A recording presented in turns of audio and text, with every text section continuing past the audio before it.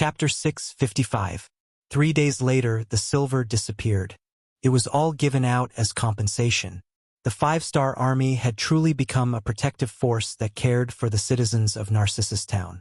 On the same morning, the final item of the joint trial, the sentencing, it officially began. Chun Bo was still the one presiding over the meeting. In his hand, he held a statistical report of the 3 days since the public trial. Using the loudspeaker, he read it out loud. Borte was indicted for 17,832 crimes. After verification, he was found to have been an accomplice for 17,725 crimes. Due to his heinous crimes, he was sentenced to the punishment of death by 1,000 cuts. Vagabond was indicted for 15,347 crimes. After verification, he was found to have been an accomplice for 14,628 crimes. Due to his heinous crimes, he was sentenced to the punishment of death by 1,000 cuts. Centurion Zhang Maoshu was indicted for. The loud and clear voice kept ringing in the air above the square. The people whose names were called had a look of despair on their faces. At that moment, even death had become a kind of happiness because they still had to go through thousands of cuts before they could close their eyes and die. As the crimes were read out, the first cry was heard in the square. Then, more and more cries were heard. These were the spontaneous cries of the people who had suffered, and been wronged. Originally, they thought that they would never be able to get justice for the injustice that happened to them. However, the five-star army came and helped them solve everything. At this moment, in their hearts, the five-star army was like their parents who had given them a new lease of life. At this moment, they were probably willing to do anything that was asked of them. Of course, not all generals were sentenced to death. For example, Hu Lu and Tai Muching were special cases. The only reason they were sentenced to death was because they had beaten and scolded the soldiers under them. It was also because they expected better from the soldiers, so it wasn't considered a crime at all. Even though Yang Chendong didn't advocate corporal punishment, there were still some recruits who liked it. It was useless to reason with such people.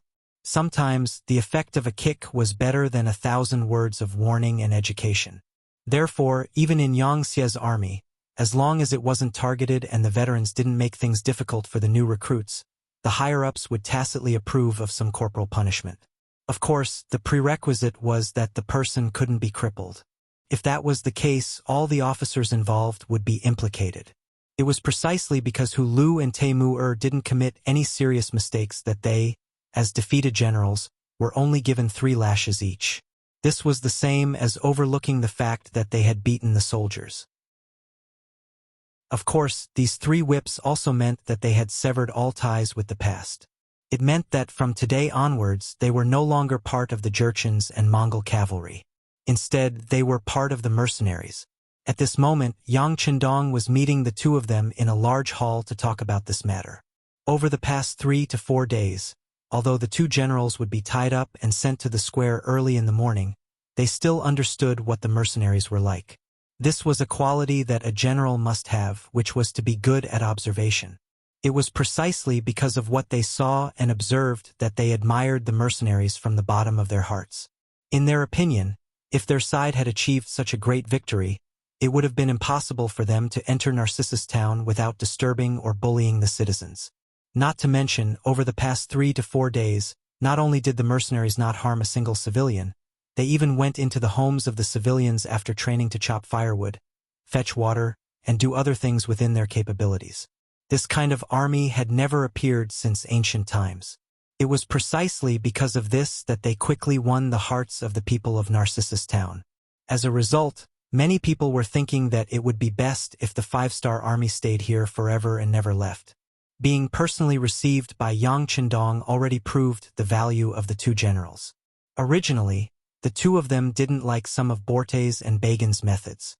Now that the 2 of them were still being tortured in the square, death was inevitable and there would be a painful process. So where should the 2 of them go from here? Yang Chendong's appearance expressed his intention to recruit them.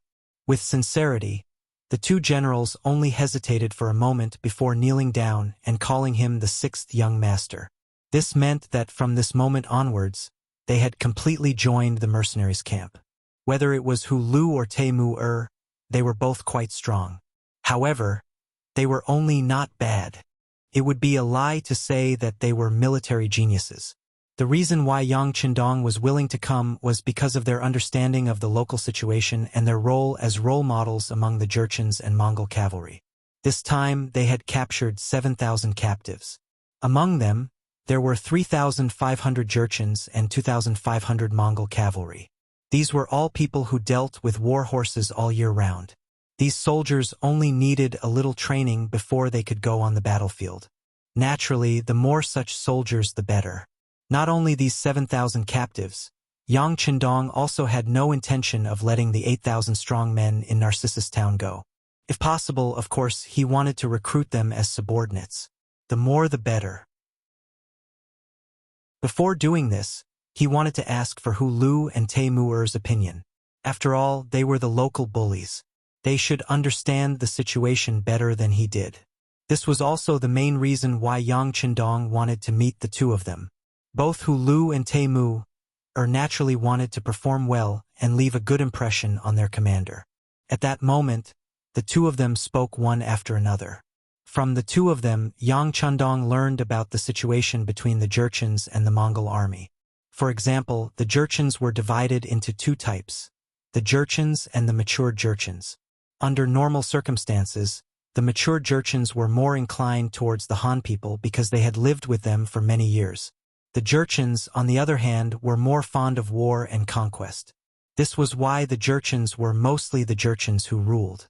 For example, Borte was one of the representatives of the Jurchens. In Narcissus town, it was the exact opposite. There were more matured Jurchens. If it wasn't for the harsh living conditions, most of them wouldn't have joined the army and would have lived a simple life like the Han people. This was Hu Lu's analysis as a member of the Jurchens. Next, the Mongol general Tai Mu'er talked about Mongolia. Mongolia was just a general term. After the fall of northern Yuan in 1402, Mongolia was divided into many tribes. Later on, it gradually formed into three major tribes according to the area they lived in. The Mongols who lived in the Inner Mongolia Autonomous Region and the three northeastern provinces were called the Southern Desert Mongols, or the Horkan tribe. The Mongols who lived in present-day Mongolia were called the Northern Desert Mongols, or the Khalkha tribe. The Mongols who lived in Xinjiang, Qinghai, and Gansu were called the Western Desert Mongols, or the Oirat tribe. Between the three major tribes, there were many smaller tribes. They would often have disputes over territory and interests, which led to all kinds of wars. In short, there was only one word to describe it: chaos. Often, two small tribes that had a good relationship with each other yesterday might suddenly start fighting against each other today after they had just reached an alliance. For example, Bagan was once the son of a small tribe's chief. Because his tribe was annexed by others, he had no choice but to bring some of his remaining soldiers to Narcissus town and develop there. Previously, Borte had been worried that if he touched Bagan, the Mongolian cavalry would retaliate. That was simply impossible. He was just scaring himself. Or rather, Bagan was a person who knew how to take advantage of the situation. Whether it was Hu Lu's or Tai Mu'er's words, it was consistent with the investigation report sent by the Security Bureau. This proved that the two of them had no intention of playing tricks with him. Yang Qindong was naturally very happy. He blurted out, "Based on your opinions, if I wanted to recruit and expand my army here, how many people would be willing to join the 5-star army?" In order not to attract the attention of Baiming, Walla, or even the Mongolians, Yang Qindong planned to use the name of the 5-star army before he developed enough strength in this area. Once the time was right or he couldn't hide it anymore, he would use the name of mercenaries again. In order to set an example, Yang Qindong naturally only mentioned the 5-star army when he spoke. After saying that, he looked at Hu Lu and Tai Mu'er with a smile, waiting for their reply. In his heart, he honestly didn't care about the revenge of the Jurchens and the Mongolian cavalry. He would just deal with whatever came his way. Other than the fact that he didn't have enough military strength, he was already ahead of other armies in all other aspects. What was there to be afraid of? No problem. Facing this question, Hu Lu and Tai Mu'er didn't hesitate at all. They were even a little excited when they answered the question. Although it was true that they had decided to join the five-star army, and with their bravery, it shouldn't be a problem for them to become an officer. However, if they could recruit more captives and civilians from Narcissus Town and let them join the army, it would be more beneficial for them to quickly establish their prestige since they were already familiar with each other. After all, everyone was familiar with each other. If they wanted to achieve the goal of taking care of each other, who would look for strangers when there were people they were familiar with? Haha, good. Yang Chendong nodded in satisfaction. He could see through Hu Lu and Teimuer's thoughts, but he didn't care. As long as these thoughts didn't affect the overall situation, he would allow them to exist. Since that's the case, I'll have to trouble the two of you to cooperate with Commander Wu Shang, Political Commissar Chen Bo, and Commander Zhue Feng in recruiting soldiers. Chapter 656. Yang Chendong did indeed want to recruit soldiers. Not only that, he also wanted to establish a cavalry division. After obtaining so many war horses, he felt that the time was ripe. What army was the strongest in the grasslands? Naturally, it would be the cavalry. He naturally wanted to cooperate and establish a powerful cavalry force. The cavalry division would be temporarily held by Wu Shang, and Chen Bo would be the political commissar. The Windchaser Cavalry Regiment also needed to be expanded. However, it wasn't suitable to establish a cavalry division at the moment. It would be called the Cavalry Reinforced Regiment for now. The number of soldiers under it was equivalent to 2 cavalry regiments. It could be considered below a division and above a regiment. In fact, this unit could also be called a brigade. However, Yang Chendong didn't want to go through so much trouble. He might as well just create a cavalry reinforced regiment. Now that the main theme had been set, the next step was to recruit soldiers. Because of the previous 3 days of public trial and the fact that the five-star army had already gotten along well with the commoners during this period of time, their relationship was extremely good. Naturally, there wouldn't be any problems with the recruitment of soldiers. On the contrary, because there were too many applicants, they had no choice but to use the method of selecting the best. Compared to the other armies that needed to recruit strong men from all over the place and promise them great benefits in order to barely gather enough soldiers, this kind of upsurge of people signing up to join the army would definitely make those people jealous if they knew about it. This was the use of role models. This was the use of words and example. When you truly saw the commoners as human beings and gave them the respect and dignity they deserved, you would discover that their cute side would be revealed. They would truly think for you and be willing to give you everything they had. Of course, this was also related to the generosity of the five-star army. Compared to the recruitment of the Nuzan and Mongol cavalry, the monthly salary was only 2 taels of silver and 5 kilograms of meat. Later on, the Mongol army purposely increased the salary to 5 taels of silver and 20 kilograms of meat. The five-star army directly gave out 10 taels of silver. Once they proved that their fighting ability had reached the first rank, the salary would be increased to 15 taels of silver. This was equivalent to 5 times the original salary. The treatment was good, and they could obtain respect. In addition, the five-star army had just gotten justice for everyone. This caused the craze of people signing up to join the army to become extraordinarily lively. Out of the 7,000 cavalrymen who were captured, 6,500 of them were willing to join the five-star army. Out of the 8,000 strong men in Narcissus Town, 7,500 of them signed up. That was to say, as long as Yang Chendong was willing to accept all of them, the number of new soldiers would increase by 14,000. Based on the calculation of 400 soldiers per battalion, there would be an additional 35 battalions. If it were any other army or force, they would definitely be very happy. However, in Yang Chendong's eyes, he did not have the intention to take over all of them. What he wanted were elite soldiers who could fight, and not an ordinary army that was just there to make up the numbers. Luo Po's 2nd Cold Front Regiment remained in Laos and Vietnam, preparing to expand into 2nd Cold Front Regiment. Based on this foundation, Yang Chendong made preparations to expand Wu Sheng's 3rd Regiment into a cavalry division.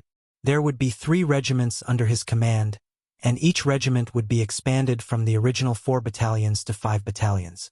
The 5th battalion would be the preparatory battalion.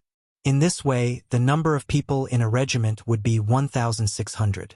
3 regiments plus a division of 400 men. In total, there were about 5,200 men. Other than the cavalry division, there was also a need to build a reinforced cavalry regiment. Zhuai Feng and Lu Zhua would be the commanders of the 1st and 2nd regiments. Since it was a reinforced regiment, the organization of the regiment naturally had to be strengthened as well. A battalion would be divided into 6 companies, so 3 battalions would be a total of 1,800 people. Including the 2 companies directly under the regiment, a reinforced regiment would have a total of 2,000 people. 2 reinforced regiments would have 4,000 people. The original 6 auxiliary battalions would become an independent regiment with a total of 2,400 people. For the time being, Yang Qindong would personally lead it, and Tiger's Mane would be the regiment commander. In this way, 1 cavalry division had 5,200 people, 2 cavalry regiments had a total of 4,000 people, and 1 auxiliary soldier had a total of 2,400 people. In total, there were about 11,600 people. This was already not a small force and not a weak force. In order to fulfill this condition, he would need to recruit 6,600 people. This meant that out of the 14,000 people who signed up, he would only accept 6,600 new recruits. This meant that he would have to eliminate more than half of the people. When the news came out, the middle-aged and middle-aged men of Narcissus Town were stunned. Then, all of them worked hard to perform well and fight for the chance to join the 5-star army. Although the 5-star army was different from other armies, and they even rejected people who signed up, didn't this mean that they were strong?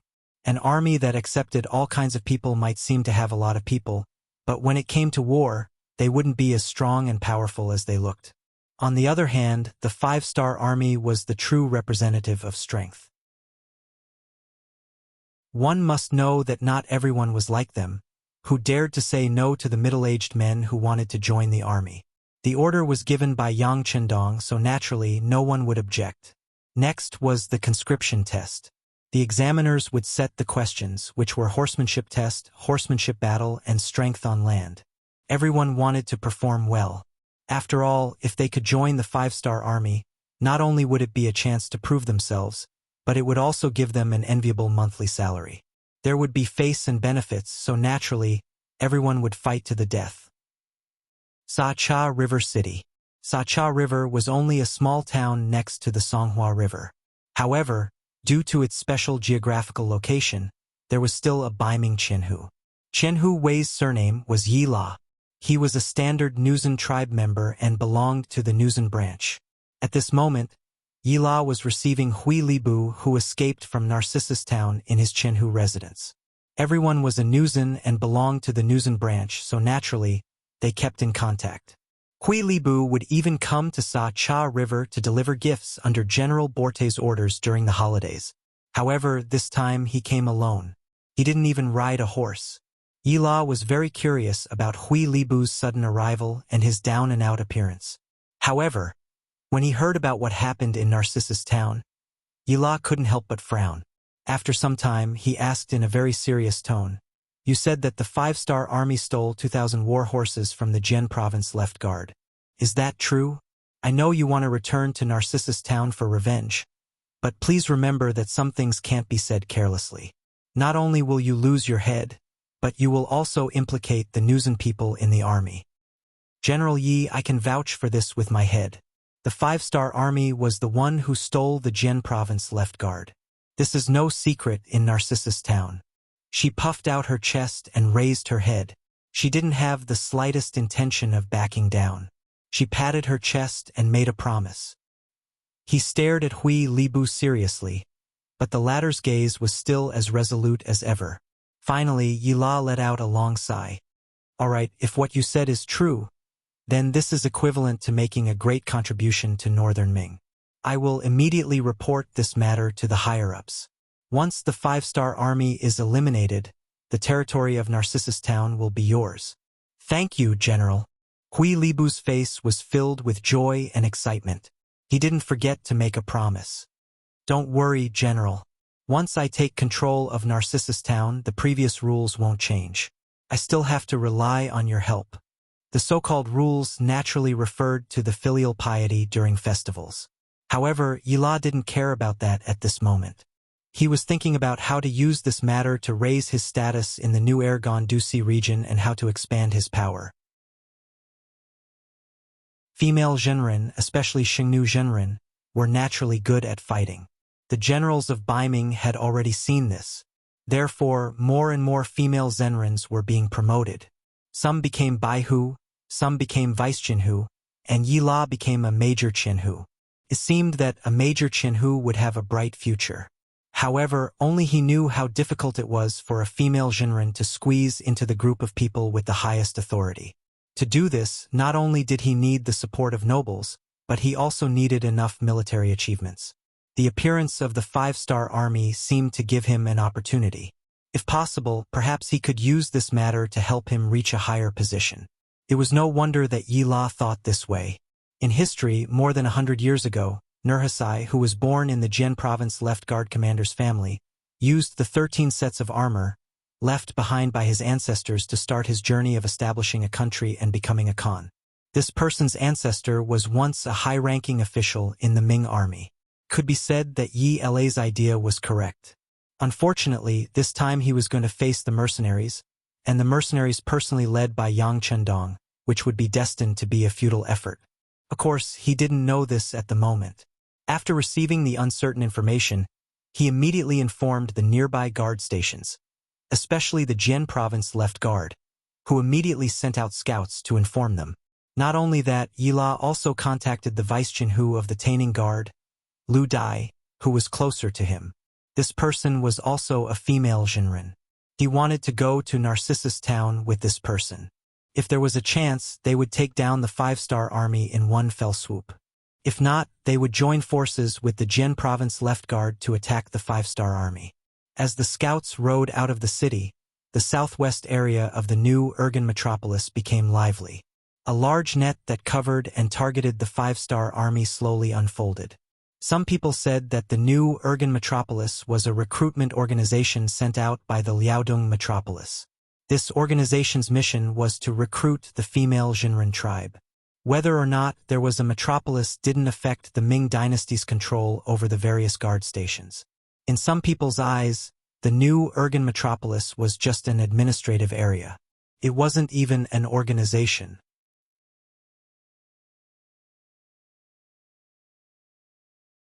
Chapter 657. Was that right? Yes and no.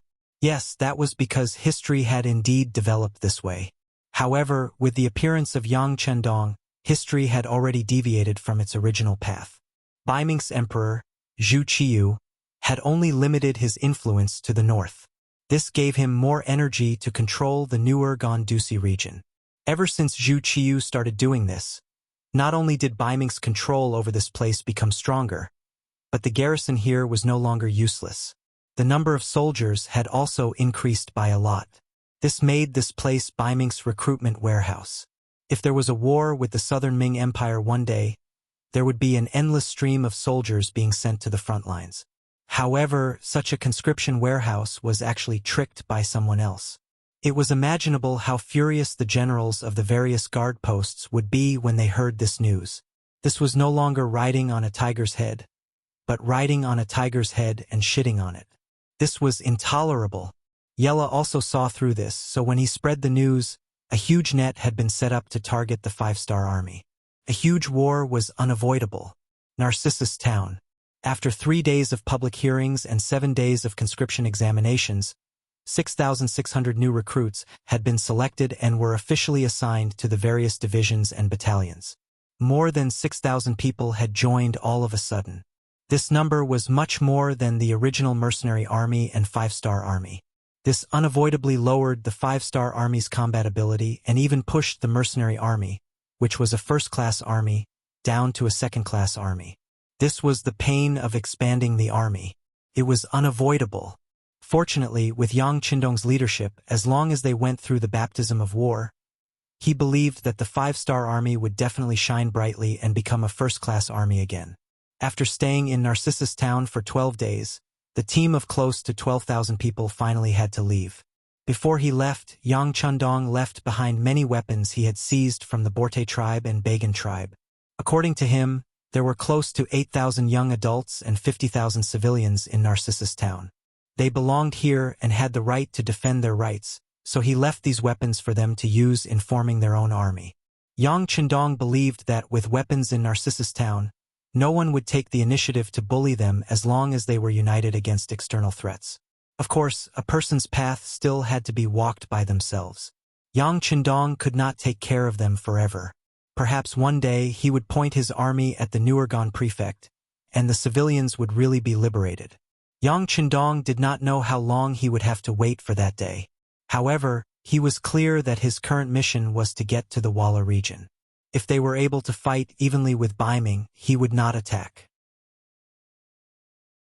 Instead, he would head northeast to test the strength of the Mongolian cavalry. If possible, he would go north to the Golden Horde. That was also ruled by the Mongolians and would be the Russian region in the future. As a country that spanned across the Eurasian continent, Russia had yet to rise. It had already lived under the rule of the Mongols for more than 200 years. In history, the Golden Horde was in a period of decline. Taking advantage of this opportunity to occupy this place and prevent the unborn Russia from ever appearing again was one of the main reasons he brought his army here. Of course, before doing this, he had to balance the military strength of Northern Ming and Vala. Only when they were balanced and kept each other in check would he be able to free himself to deal with the Mongolian issue. Otherwise, he was afraid that he would have to make a move on the stronger side. After all, no matter if it was Walla or Baiming, Yang Chundong did not want either of them to become stronger. With a goal in mind, they followed the military plan and headed west to the Walla region after leaving Narcissus town. Compared to before they entered Narcissus town, the 5-star army was a lot stronger. When they walked on the main road, they looked a lot more majestic. It was obviously difficult for such an army to hide their tracks, so they were quickly targeted by the Baiming cavalry from Saha River City and Taining City. This time, Chiliarch Yella personally led 300 cavalry from the Saha River Guards. Along with him were 300 cavalrymen from Peaceful City, led by Vice Chinhu Lu Dai. A total of 600 cavalry followed behind the 5-star army. If they were slow, they would be slow. If they were fast, they would be fast too. It was obvious that they could not beat them, but they would definitely bite them to death. The news of the sudden appearance of Baiming cavalry was immediately sent to Yang Chundong, who was on his white dragon horse. Reconnaissance Battalion Commander Su Yunsheng, who was also riding on a horse, came to Yang Chundong's side. Thanks to the expansion of the army, he had filled up another battalion and returned to his position as battalion commander. 6th Young Master, we have already asked around. The ones following us are Baiming cavalry from the Saha River Guards and Taining City. They have a total of 600 cavalry. Oh right, the 2 Kiliarchies leading the troops are called Yella and Lu Dai. They are both Nuzan.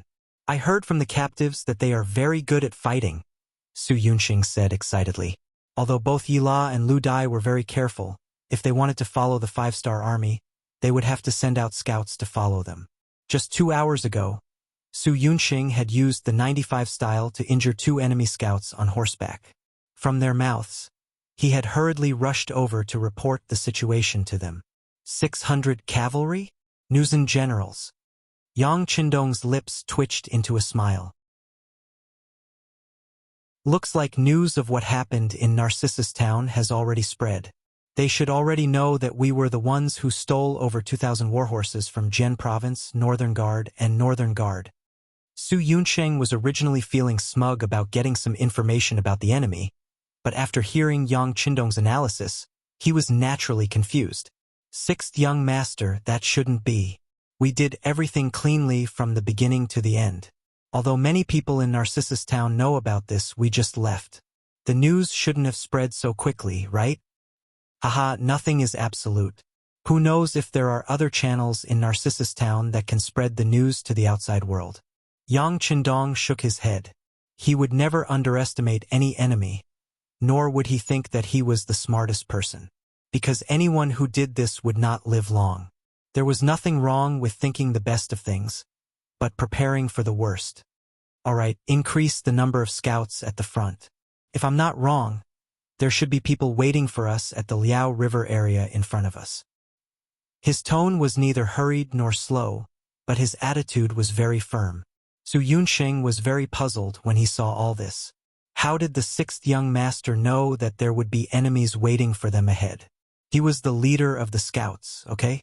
However, since this was what the sixth young master said, Su Yunxing naturally could not object. He only agreed with a dubious thought and rode off. Liao River was a large river that blocked the path of the five-star army. There were only two ways to enter the Walla area from Narcissus Town.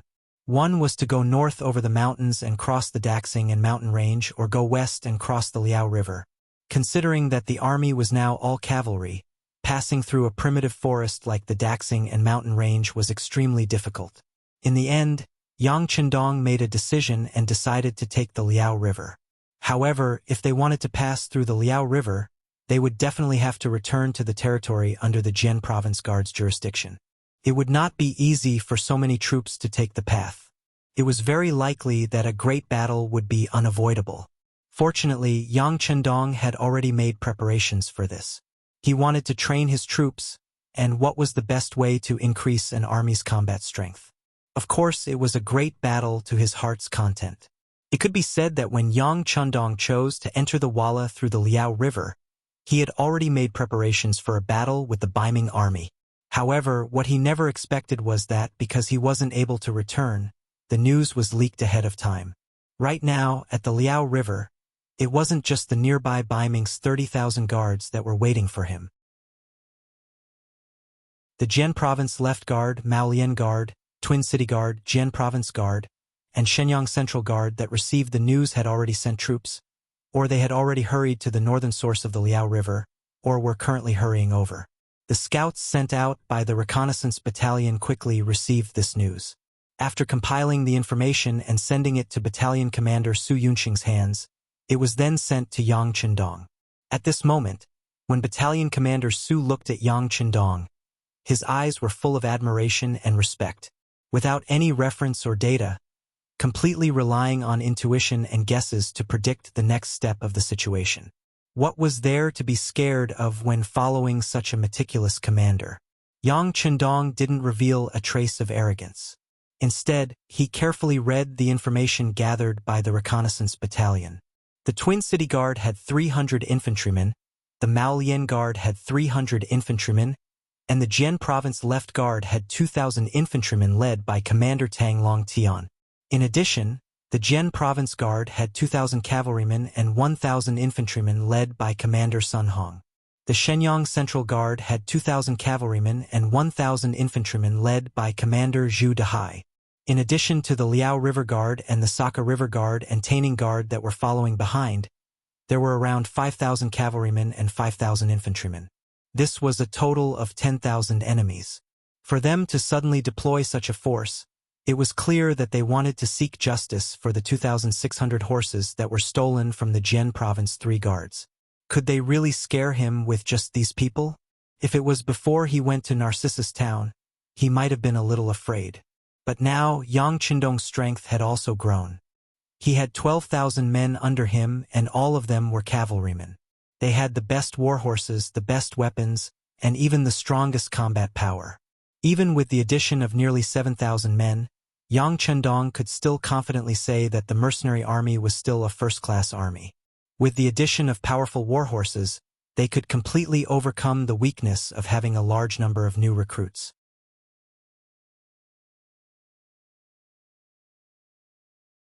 Chapter 658. On the other hand, although these northern Ming guards had been established for quite some time, they were limited by their environment and had not experienced any great battles. With their short-sightedness, it was easy for them to have an arrogant attitude of thinking that the heavens were number 1, the earth was number 2, and they were number 3. This was the time to teach them a good lesson. Calm and collected, full of vigor. After Yang Chendong digested the information and firmly memorized it in his heart, he raised his head again. At this moment, his face was still filled with confidence and his gaze was incomparably firm. Pass down the order. Summon all the regiments and regimental commanders for a meeting. As they marched, Yang Chendong met with Wuxiang and the other regimental commanders to confirm that they would not change their route. They had made the final decision to fight the Baiming Guards head-on. What was worth mentioning was that Yang Chendong's troops were not without other options. For example, they could turn back now. Instead of going through the Liao River, they could go through the Dexing and mountain range. Although the path would not be easy to traverse, they could completely avoid the northern Ming Guards. However, no one had expressed this intention since the beginning of the meeting. It was as if this choice did not exist. In the eyes of these regimental commanders, they only had one thought, and that was to kill, kill, and kill again. After deciding to fight the Baiming Guards head-on, the next step was to mobilize the troops before the battle. In order to maximize the strength of the Jurchens and Mongolians who had just joined, Yang Chendong said that for every enemy they killed, every enemy's nose would be awarded 1 point and 10 taels of silver. In ancient times, there were many ways to record one's achievements. The most common way was to cut off the enemy's head to prove one's achievement. It was fine if one only killed 1 or 2 enemies, but if there were too many, one's entire body would be covered in heads. It would affect one's strength and it would still look too bloody. Yang Chendong suggested that the beheading should be changed to cutting off the nose, also known as cutting off the nose in ancient times. Once a person's nose was cut off, it was likely that not many people could continue to live. The so-called achievement was based on 100 points. Those who had more than 100 points were qualified to become an auxiliary soldier. Those who had more than 1,000 points were qualified to join the Cold Front. This was also Yang Chendong's tolerance towards the Jurchens and the Mongol cavalry. If it were any other alien race, no matter how great their contributions were, they would not be qualified to test Ling Feng. On the other hand, these two ethnic groups were heavily influenced by Han culture. If they were good material, he would not be stingy in polishing them. The rewards were passed down by the division commanders. When they found out that they could get 10 taels of silver for every enemy they killed, the Jurchens and Mongols, as well as the Han riders who had just joined the water ferry town, were all excited. The reason why they were willing to leave their hometown with the 5-star army was because they had a good impression of the army, but more importantly, they wanted to use this platform to show their worth. What was value? Earning more military merits and earning more taels of silver was the most direct manifestation of this. For a moment, they were all rubbing their fists. Whenever they had time, they would take out the whetstones they brought with them to sharpen the sabers in their hands even brighter and faster. The newcomers wanted to perform well and fight for the top prize. As veterans, Lung Feng and the auxiliary soldiers would not give in either. Over the past few days, although the cavalrymen from Narcissus Town looked at them with a hint of respect, it could be seen that the respect was due to envy and respect for the continuous fire guns in their hands. As for the combat power of the horses, it seemed like they were being looked down upon. This was something that the proud Lung Feng soldiers could not accept. What was the Lung Feng? It represented the strongest existence, the proudest existence. Once they appeared, they would become the focus of attention. How could they allow others to look down on them? This was a form of blasphemy to their identity. How could they make others respect them? Of course, they had to perform well on the battlefield. Therefore, after the mobilization before the battle, Lung Feng and the auxiliary soldiers had been training non-stop apart from sleeping and traveling. Getting on the horse, getting off the horse, slashing, increasing speed, dodging, and other movements were all trained tirelessly. Unknowingly, their strength improved bit by bit and became stronger. Compared to the hard work of Lung Feng and the auxiliary soldiers, and compared to the sharpening of the cavalry, the Baiming army's camp by the Liao River was very relaxed. Ever since they came to the newer Gandusi region, the Baiming guards had become the ruler here. Especially when the other factions were still very weak and had not been able to rise up, they were the sky here, the boss here. Since they were the boss, of course they had a sense of superiority. They only needed to point their weapons at a place and that place would have to submit. This seemed to have become an iron law. As time passed, they got used to being high above others and used to bullying others. The more they were like this, the more dissatisfied they were with the 5-star army's actions. They did not have any ideas about the 5-star army, but instead, they were targeted and tricked by someone else. How could they face this? If they did not get back at them, how could they face others in the future? The five-star army had to pay the price. This was something they had all come to a consensus. As a result, the Jian Province Left Guard, Jian Province Guard, and Shenyang Central Guard all sent out their troops. 5,000 cavalry and 5,000 infantry. In their eyes, this type of formation was enough to scare the five-star army's legs until they went soft. Arrogant and condescending, it made many of the northern Ming soldiers who came here treat this official mission as a vacation. Even though the scouts at the front were continuously sending back news, even though there were scouts at the front that had already been captured by the enemy, their side's formation should have already been known by the enemy. As the commanding generals of this battle, Jian Province Guard Commander Sun Hong, Shenyang Central Guard Commander Zhu Dehai, and Jian Province Left Guard Commander Tan Long Tian still had an appearance of victory in their grasp. Since you already know our strength, then you should feel even more fear, right? The three generals had this type of confidence. In reality, they also possessed great influence. This type of formation could scare many people without even fighting. For example, if this type of formation was placed in front of Borte and Ba Zhen, who had already been killed by 1,000 cuts, perhaps there really was no need to fight. They would have to consider surrendering or running away. This was precisely the powerful influence of the Baiming army. Meanwhile, this type of influence was established precisely during Emperor Zhu Di's reign. This emperor who relied on great strength to fight his way to power, developing the navy, conquering Mongolia in the north, conquering Jiaoji in the south, establishing great contributions. He also struck fear into the hearts of the other races around the Great Ming Dynasty. Once they heard that this was the Great Ming Dynasty's army, they would often collapse without a fight, defeat set in stone. Unfortunately, that was already in the past. The defeat of Tumu already indicated that the Great Ming Dynasty had fallen from its peak. If they did not change and did not work hard after 100 years, they would completely walk out of the stage of history. These were all things that Yang Chundong knew. These Baiming guards were still unaware, still living under the powerful halo of their ancestors, still waiting for the five-star army to dismount and surrender. The ignorant were fearless. It was precisely because they did not think that the five-star army was that powerful that they were destined to pay the heaviest price in the upcoming battle.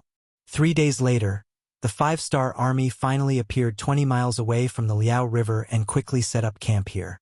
Smoke rose from the chimneys, and the fragrance of meat permeated the air. There was a lot of meat, wine, cigarettes, and other things that were prepared by Yang Chundong before he came to the Nuergon Dusi. The meat was cured and could guarantee that the meat would not spoil for a certain period of time. When the fragrance of the meat began to spread, the entire camp instantly became lively.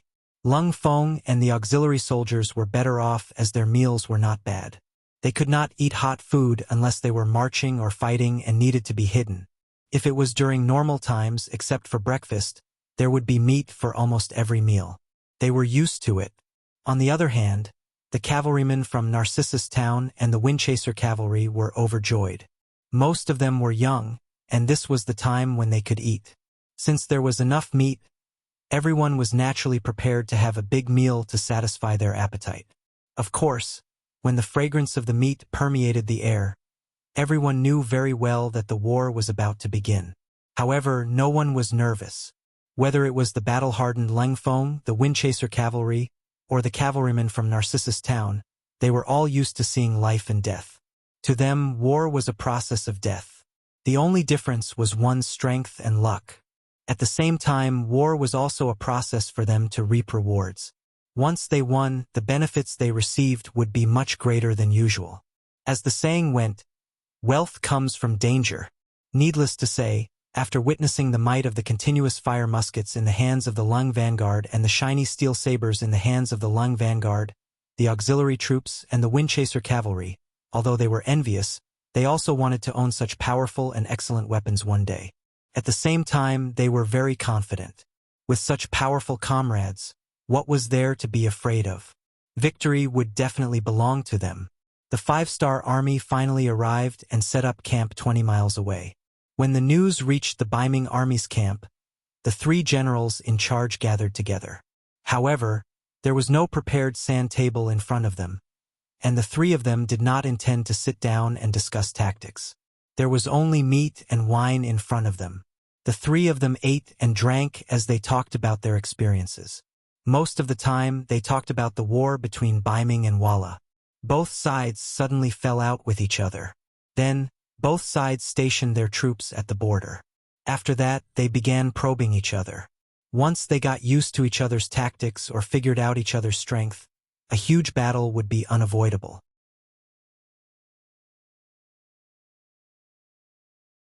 Chapter 659. As part of the Baiming army, the three generals weren't nobodies. Today, they were talking about the war over there. Who knew when they would be transferred to the front lines? Therefore, the three of them were talking about the situation over there. They ignored the 5-star army that had arrived in front of them. Even though the scouts had reported that there were more than 10,000 people on the other side and that they were all cavalry, the three generals still didn't take them seriously. Perhaps they already knew that the 5-star army was recruiting soldiers in Narcissus Town. From their point of view, how strong could a newly formed army that hadn't even gone through training yet be able to display such a strong combat strength? They were the Baiming army and represented the strongest country and army in the world. Why would they be afraid of a new army that hadn't undergone the baptism of the battlefield? However, they had quite a number of war horses. After defeating the 5-star army, the three generals could sit down and discuss how to divide them up. The three generals drank and chatted until they were a little tipsy. Only then did they disperse. Only then did Sun Hong, the commander of the Jian province guards, speak. General Zhu, General Tang, I hope that we can unite tomorrow and restore our glory. Yes, please rest assured. General Sunday Zhu Dehai and Tang Longtian also cupped their fists with a serious look on their faces. Then they strode out of the tent. At this moment, the three of them didn't take tomorrow's battle seriously. In their opinion, it was like an adult beating a child. They usually didn't want to lower themselves to your level, but once they stretched out their arms, victory would be decided with a slap. The mercenary camp was also unusually quiet at this moment. Other than the soldiers on night duty, everyone else had already gone to sleep after eating their fill. There would be a big battle tomorrow, so everyone needed to conserve their energy. In Yang Qindong's commander's tent, there were still oil lamps that hadn't been extinguished. With that qi, Yang Qindong would often rest for 4 hours a day to ensure that he would be full of energy and vigor. At this time, he was not sleepy yet. He was standing in front of the sand table and looking carefully. Even though he held another military meeting before dinner and discussed all the possible problems that should be prepared and might happen, he still wanted to verify if there was any negligence before the war. Perhaps some people would attribute all of Yang Qindong's achievements to Okura, but if it wasn't for his hard work and diligence, even if he could win, he wouldn't have made such great progress in less than 4 years. Young master, it's almost midnight. Go and rest. Tiger's Mane walked into the tent sleepily. He first patted Beta Persei, who was standing at the side waiting for orders, and told him to take the time to rest. Tiger's Mane then walked over to the sand table. You slept well. Yang Qindong raised his head and casually glanced at Tiger's Mane, who was walking over, then waved his hand. I'm not sleepy yet. I don't need anyone to serve me here. You can go and sleep a little longer. When Tiger's Mane came to Yang Qindong's side, he had already recovered his energetic appearance. No need, young master. I'll sleep after dinner. I've slept enough, he. Then, after looking at the sand table, he asked curiously, Is there a problem? No. Yang Qindong straightened his body and lightly shook his head. Then, with a smile on his face, he said, I've made sufficient preparations. As long as nothing unexpected happens, the outcome of the battle will be decided. Accidents? It doesn't seem to rain tomorrow, right? Tiger's Mane said casually. After following Yang Qindong for so long, he already knew that weather changes could sometimes become an important factor to affect the battle. But when he walked out of his tent just now, he saw the sky full of stars. Presumably, it would be a sunny day tomorrow. Of course, there won't be rain. Yang Qindong continued to smile, and a confident light appeared at the corner of his mouth. Not only will there be no rain, it should be a sunny day tomorrow. How about this? You go and inform the soldiers to wake up later tomorrow morning. Let them sleep for 2 more hours. No, 3 hours will do. Yes. Tiger's mane was stunned at first. He didn't understand why he had to wake up so late. But since it was the 6th young master's order, he would of course do his best to carry it out. But in his heart, he thought, could it be because the troops didn't get a good rest during the march, so the soldiers were allowed to sleep a little longer? Actually, it wasn't just Tiger's mane who thought this. The next morning, the other soldiers who woke up 3 hours later than usual all had the same thought. They slept for about 10 hours. Everyone was full of energy and didn't feel tired at all. The 6th young master felt sorry for them, but he didn't know that Yang Chundong had his reasons for doing this. The 10,000 soldiers of the Northern Bright Guards had indeed woken up very early in the morning. In fact, they were all woken up before the sky was completely bright. Although some of them didn't get enough sleep and were a little dissatisfied, when they thought about how the 5-star army had already appeared in front of them, even if they didn't take the initiative to attack, they would still fight back. In other words, there was bound to be a big battle today. Since that was the case, it didn't matter if they slept a little less. It wasn't just the soldiers. Even the commanding generals, Sun Hong, Zhu Dehai, and Tang Long Tian, woke up an hour earlier than usual. Afterwards, they started a fire to cook, put on their armor, and brought out their war horses. They were all ready for battle. The sky gradually brightened and the sun began to rise. Under the cloudless sky, it indicated that today would be a sunny day. The weather is good, but I don't know if the 5-star army's mood is good too. Sun Hong, who had already mounted his warhorse, looked at Zhu Dehai and Tang Long Tian and laughed heartily. He had a relaxed expression on his face. The 2 generals naturally laughed along.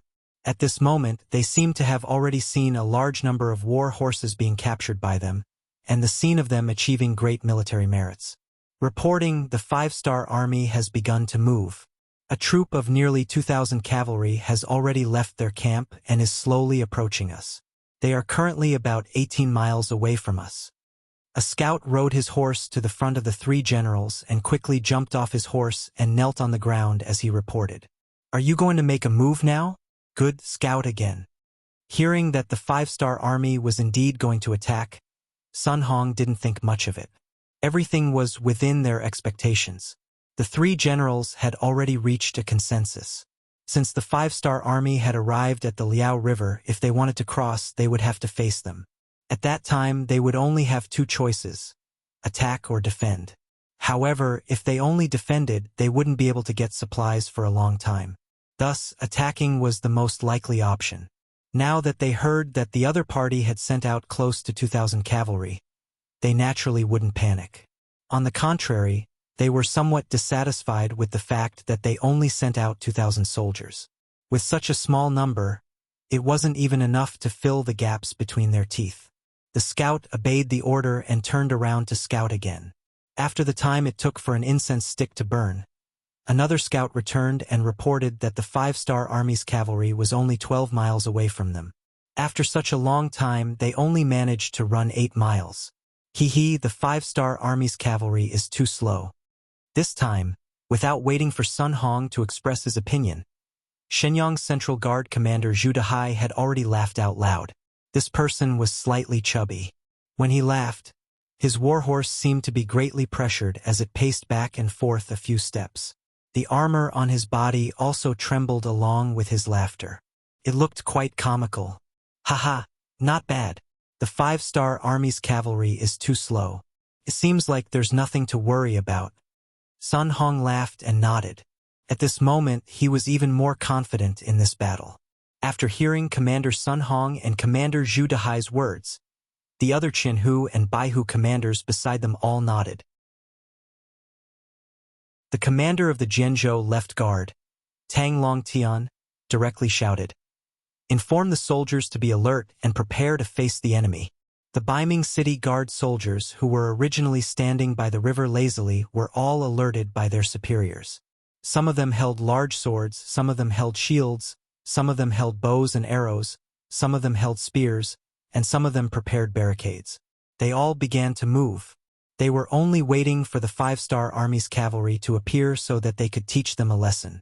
20 miles away, in the 5-star Army's camp, the soldiers had a good night's sleep. After eating a nutritious breakfast, they began to wait for the order to march. In the command tent, after waiting for the regimental and battalion-level officers to walk in one by one, they stood in 2 rows and looked at Yang Qindong, who was sitting at the head of the table. After looking at each officer, Yang Qindong, who was originally serious, suddenly smiled and explained, "The plan has changed. The time of the attack has been extended to 2 hours, but I don't know if everyone is ready now?" Reporting to the 6th young master, "The preparations are complete. We can attack at any time." The officers were full of energy as they spoke. "Good." Influenced by his words, Yang Qindong nodded his head in satisfaction. Then, he looked at Su Yunsheng, the commander of the reconnaissance battalion, and asked, "How are the bugs, Northern Ming cavalry scouts, being dealt with? Have the 1st and 2nd regiments set off according to the plan?" Su Yunsheng, who was called, stood up straight and raised his head. He was full of energy as he said, "Reporting to the 6th young master, 32 Baiming were killed an hour ago. Commander Wu and Political Commissar Chen have already set off according to the plan. They should arrive at the designated location in 2 hours and launch the attack." "Beautiful." Yang Qindong snapped his fingers and looked at Su Yunsheng. "The reconnaissance battalion did a good job. After this mission is completed, you will be the first to receive the credit. Now I have another mission for you. You can take care of the 600 cavalry soldiers that are tailing us."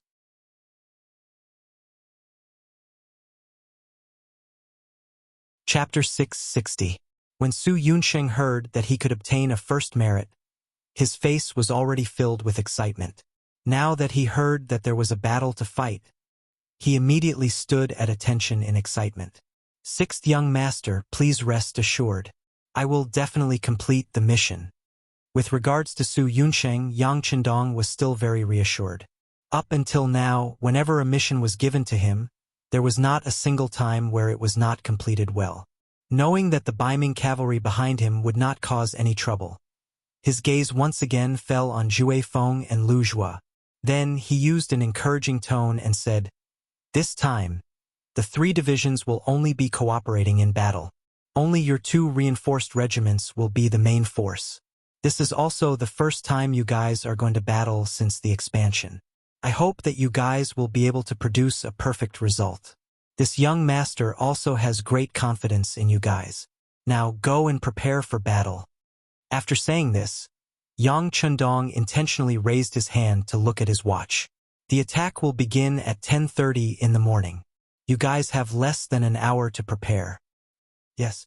Jue Feng and Lu Jua simultaneously gave a military salute. Then they led their respective battalion commanders out of the command tent.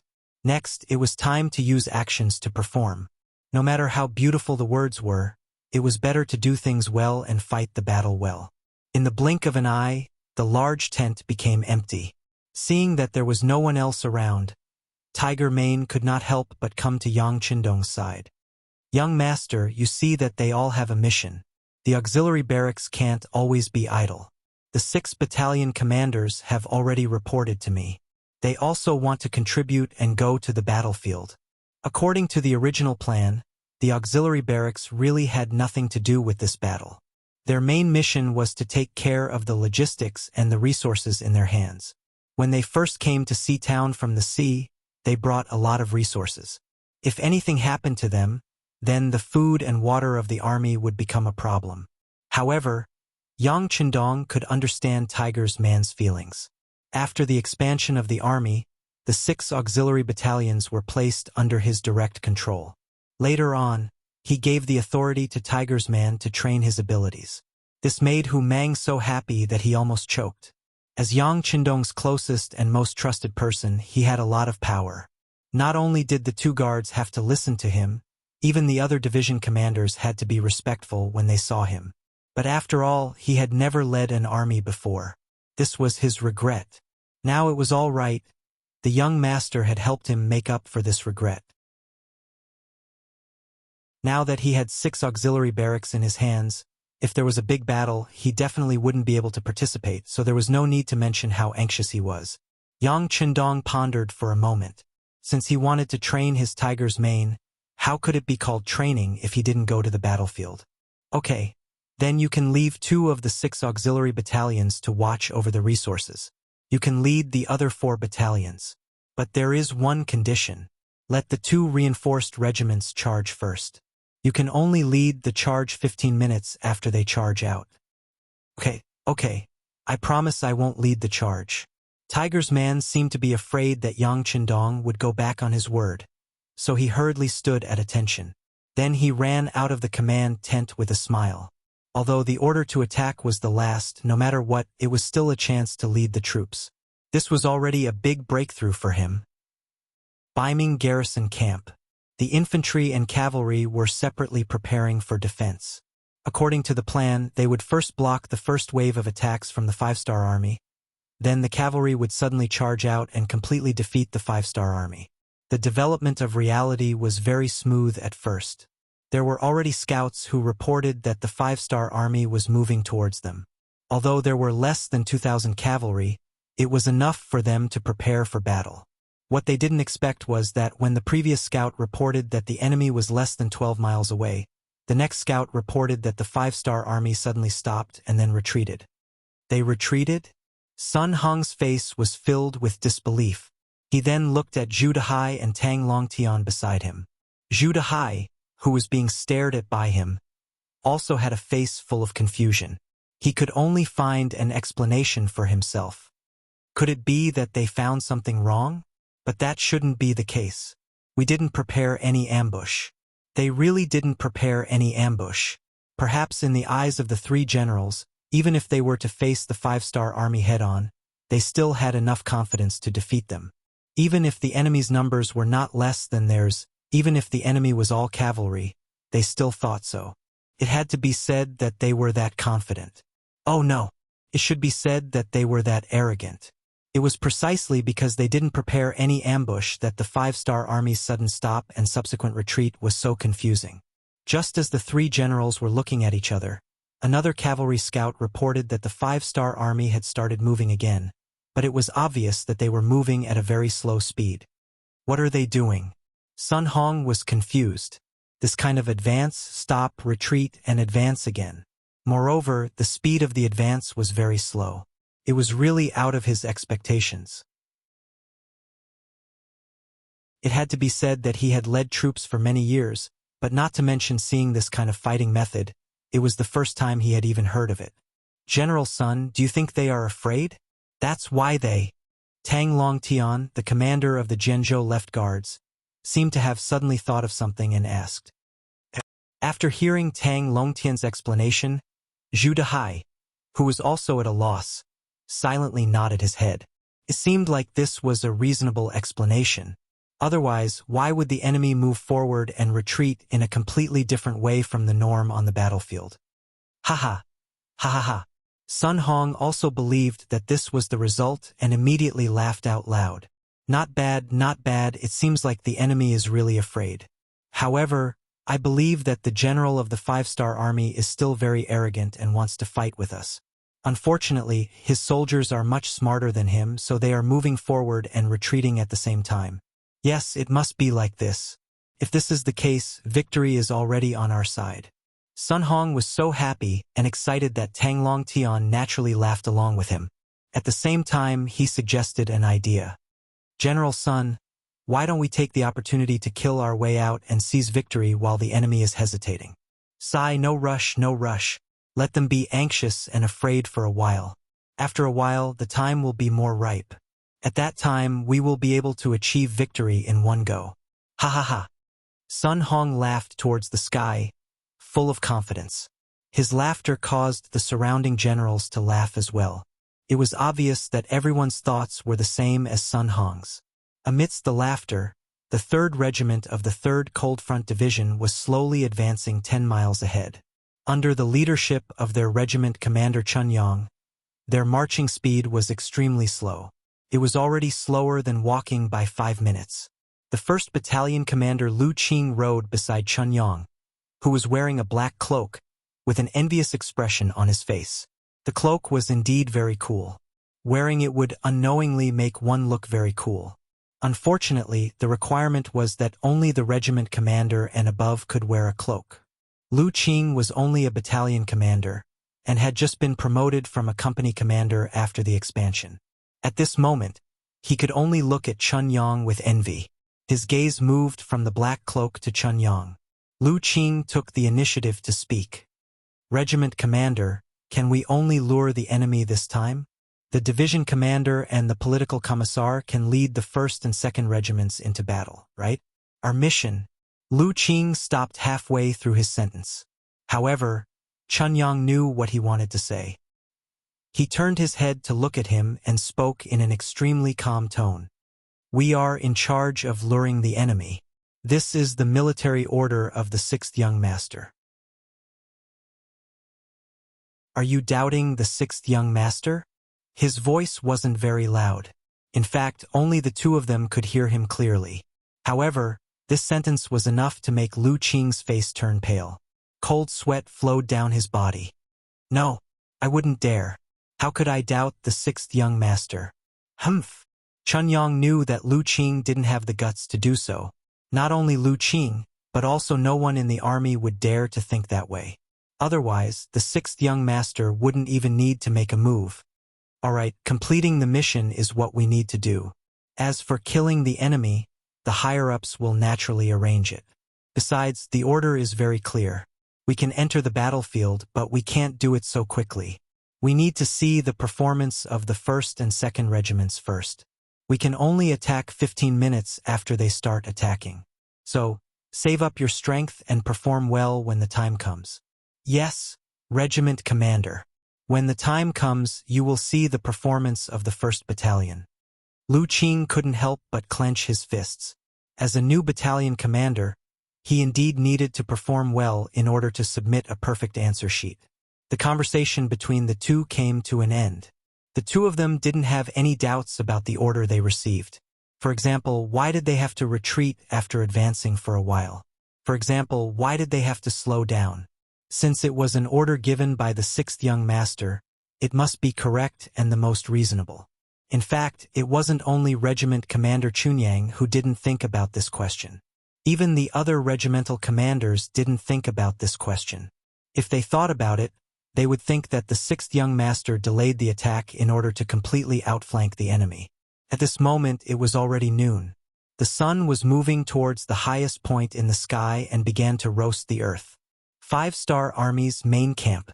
When the clock pointed to 10:30, the regiment commander of the 1st Regiment, Zhue Feng, and the 2nd Regiment commander, Lu Zhua, looked at each other and raised the sabers in their hands. Then 2 black cloaks rushed out. They each led 2,000 cavalrymen and rushed out of the camp. They directly charged towards the Beiming army 20 miles away.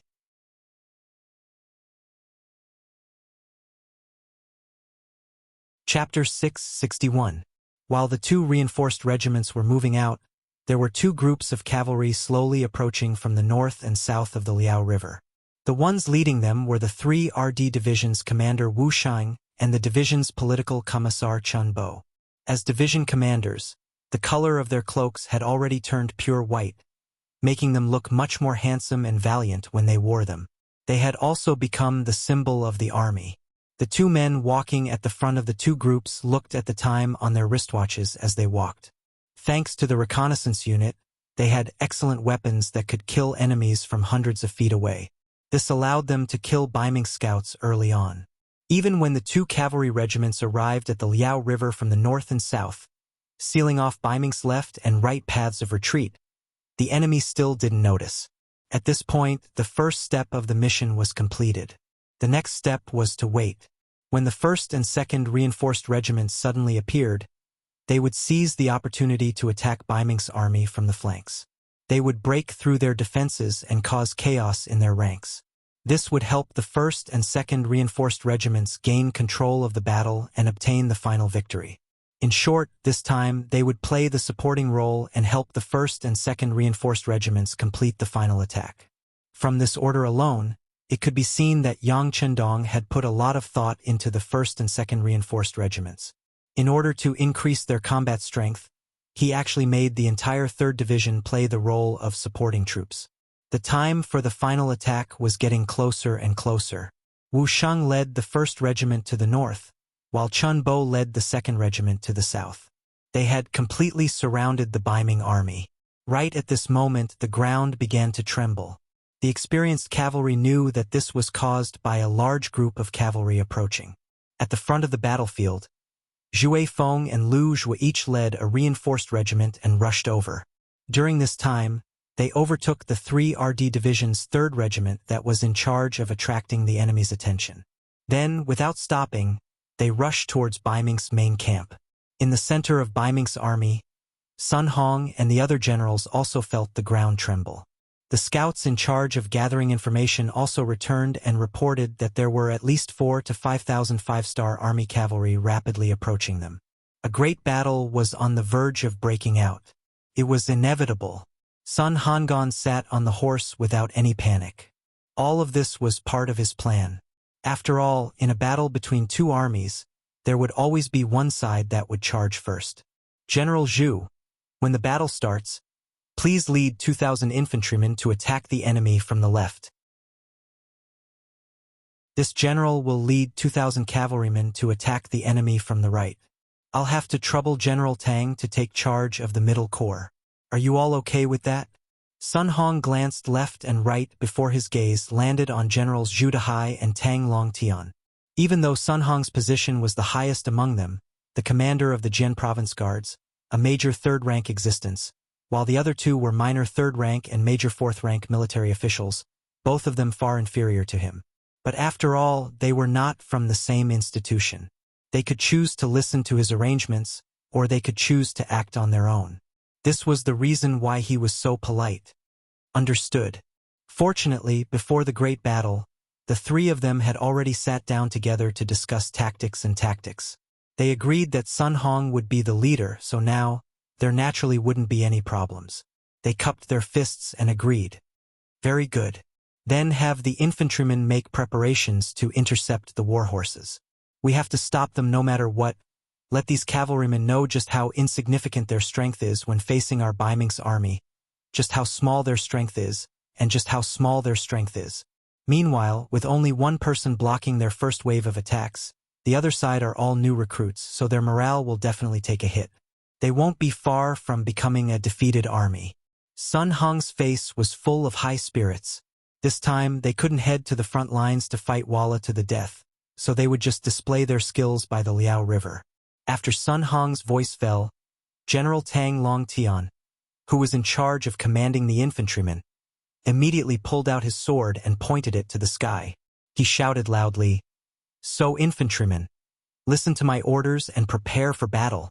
A deafening sound began to ring out continuously. 1,000 shield-wielding soldiers with iron shields gathered in the center of the battlefield. From afar, they looked like a black flood of steel, forming an iron wall, blocking the path of the 5-star army's cavalrymen. In front of this black iron wall, there were 1,000 Baiming soldiers setting up stakes and other objects. Behind the black iron wall, 1,000 archers also stood in rows, holding strong bows in their hands and carrying quivers of arrows on their backs. They looked like they were ready to draw their bows and shoot at any time to attack the 5-star army's cavalrymen. On both sides of the black iron wall, there were northern Ming soldiers armed with large sabers and long spears. Their mission was to charge forward like a dog that had seen a bone once an enemy fell off their horse and cut them into pieces in the shortest time possible. This was the formation used by Baiming infantrymen against cavalrymen. It was imitating the formation of the Southern Dynasty's founding emperor, Lu Yu. In the past, when facing the powerful Northern Wei cavalrymen, Lu Yu had 700 soldiers go ashore and the Yanhe River tribe set up hundreds of chariots to defend against the cavalrymen's charge. The 2 ends of the chariot formation were curved like a crescent moon. This was the formation that people loved to talk about. Because they didn't have chariots, the Baiming soldiers used stakes and shields to replace them. Although the effect might not be as good, as long as they could block the first charge of the 5-star army cavalry, they would be in a stalemate. The cavalry led by General Sun Hong and General Zhu Dehai would then surround them from both sides. In the end, they would ambush the enemy cavalry from all sides and kill them. It could be said that the Baiming soldiers had made sufficient preparations this time. They looked like they wanted to hold back the five-star army. If the cavalrymen weren't prepared, once they entered the formation, it would be very difficult for them to escape. However, the problem was that the five-star army's cavalrymen weren't prepared. The Baiming army's formation had already been set up. Sun Hong and Zhu Dehai each led 2,000 cavalrymen to surround the enemy from both sides. The vanguard of the five-star army's cavalrymen could be seen with the naked eye. They were constantly approaching the center of the battlefield and were getting closer and closer to the Baiming army's archers. Kill! Kill with me! Zhui Feng took the lead. Just like his name, he became the vanguard of the charge. Even the 2nd Regiment's commander, Lu Zhua, was at least 200 meters away from him. Archers, get ready! Tang Longtian, who was in the middle of the formation, saw the enemy cavalrymen getting closer and closer. When they were about to enter the archer's shooting range, he raised his right arm and looked like he was ready to fire at any moment. The 1,000 northern Ming archers also quickly drew their bows and aimed at the front. Once the order was given, they would release the arrows in their hands and kill the enemy. The atmosphere on the battlefield had become extremely tense. As the five-star army's cavalrymen got closer and closer, the atmosphere became even more tense. It was like a taut bowstring that could break at any moment. This is the time. Blow the bugle call. Wu Shang, who had already moved to the north and south sides of the Baiming army, used his binoculars to see all the movements on the battlefield. When he saw that the battle was about to begin, he gave the order to charge to the 5 officers who had been waiting for a long time. Beep, beep, beep, beep, beep. The loud bugle call suddenly sounded and broke the silence between heaven and earth. Then the bugle call sounded and 3,000 cavalrymen suddenly charged into the battlefield from the north and south. They came to the sides and the back of the Baiming army. The sudden change caused Tang Longtian, who was in the middle of the formation, to turn around and look. When he saw that there were actually countless enemy cavalry appearing, he first said not good, and then ordered his deputy beside him, Wang Tong of the 30,000 guards, to lead the remaining 300 cavalry to charge out and stop the cavalry of the 5-star corps that suddenly appeared behind them. General Sun Hong, who was riding on a horse to surround the 5-star army's cavalrymen, was also shocked by the huge formation behind him. He had a feeling of uneasiness just now. He kept thinking that something was wrong, but he couldn't figure it out. Now he finally understood. It turned out that he didn't receive any information from the scouts on both sides. He didn't even see them. It turned out that they were killed by the 5-star army. How did they do it? Those who could become scouts were smart and agile.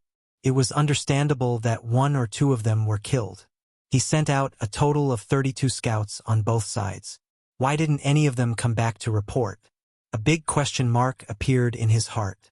However, it wasn't the time to think about these things. What he needed to do now was to win in the chaos. Since there were already enemy cavalrymen behind him, even if he went back now, he wouldn't be able to avoid losses. He might as well go according to his original plan and kill them. As long as he could heavily injure or eliminate the 5-star army's cavalrymen, he would be able to retreat and deal with the enemy behind him. Originally, he wanted to wait for the enemy to enter the infantry formation. He wanted to wait until both sides were in a stalemate before making his move. But now it seemed that he couldn't wait anymore. Since that was the case, he could only attack first. Sun Hong quickly made a decision. The 2,000 cavalrymen who were originally moving slowly started to move under his command. They suddenly accelerated and charged towards the 5-star army's cavalrymen. But just as they rushed forward, an even bigger problem appeared. Strong rays of sunlight shone into their eyes, causing them to close their eyes involuntarily. They couldn't even see what was happening in front of them. How could they fight this battle? Sun Hong was also unable to see the situation in front of him because of the strong sunlight. He couldn't help but think in his heart, could it be that even the heavens want to take care of the 5-star army? How could he have known that Yang Qindong intentionally launched his attack 4 hours later? The effect was finally revealed. It was noon, so the side facing the sunlight would naturally suffer a great loss. This was also the reason why the cavalrymen of the 3 divisions would sometimes advance and sometimes retreat. They wanted to drag out the time until the sun was high up in the sky. When the sunlight was absolutely effective, they would launch their attack. In a situation where even the weather was taken into consideration, Sun Hong's charge naturally caused a huge problem. It was equivalent to announcing the outcome of the battle, and even the death penalty for some people.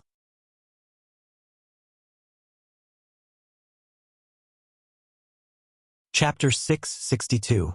Ah, the sun is too bright. I can't see anything. Not good. I can only ride with my head down. I can't see the situation in front of me. The cavalry below had only just sped up when all sorts of questions were sent back.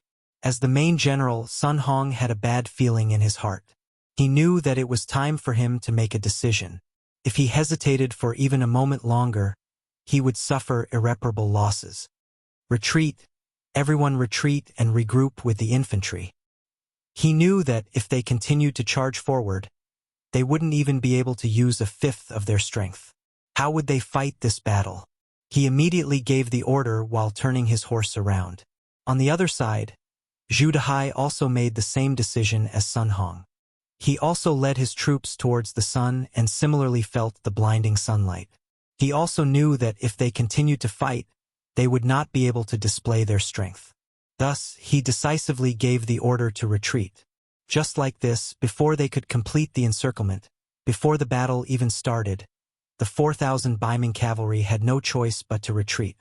However, it was already too late for them to retreat. Behind them, the 3,000 cavalry from the 1st and 2nd regiments of the 3rd Division had already broken through the 300 cavalry led by Wang Tong. In front of 10 times the cavalry, Wang Tong had acted in a panic. After a single charge, Wang Tong was cut down on his horse by Wu Shang, who was wielding a steel saber.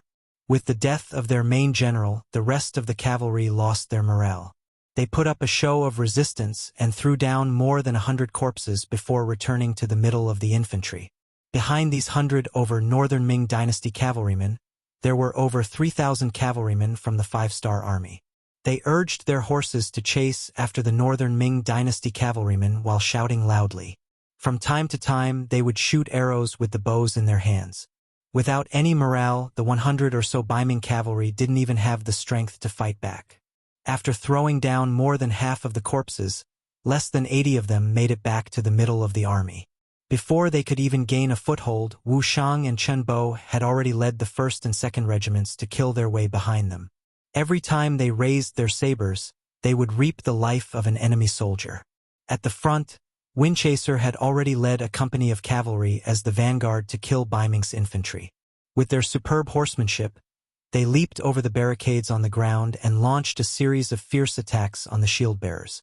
Due to the chaos at the rear, the 1,000 shield-wielding soldiers were already in disarray. The enemies at the front were also charging ferociously.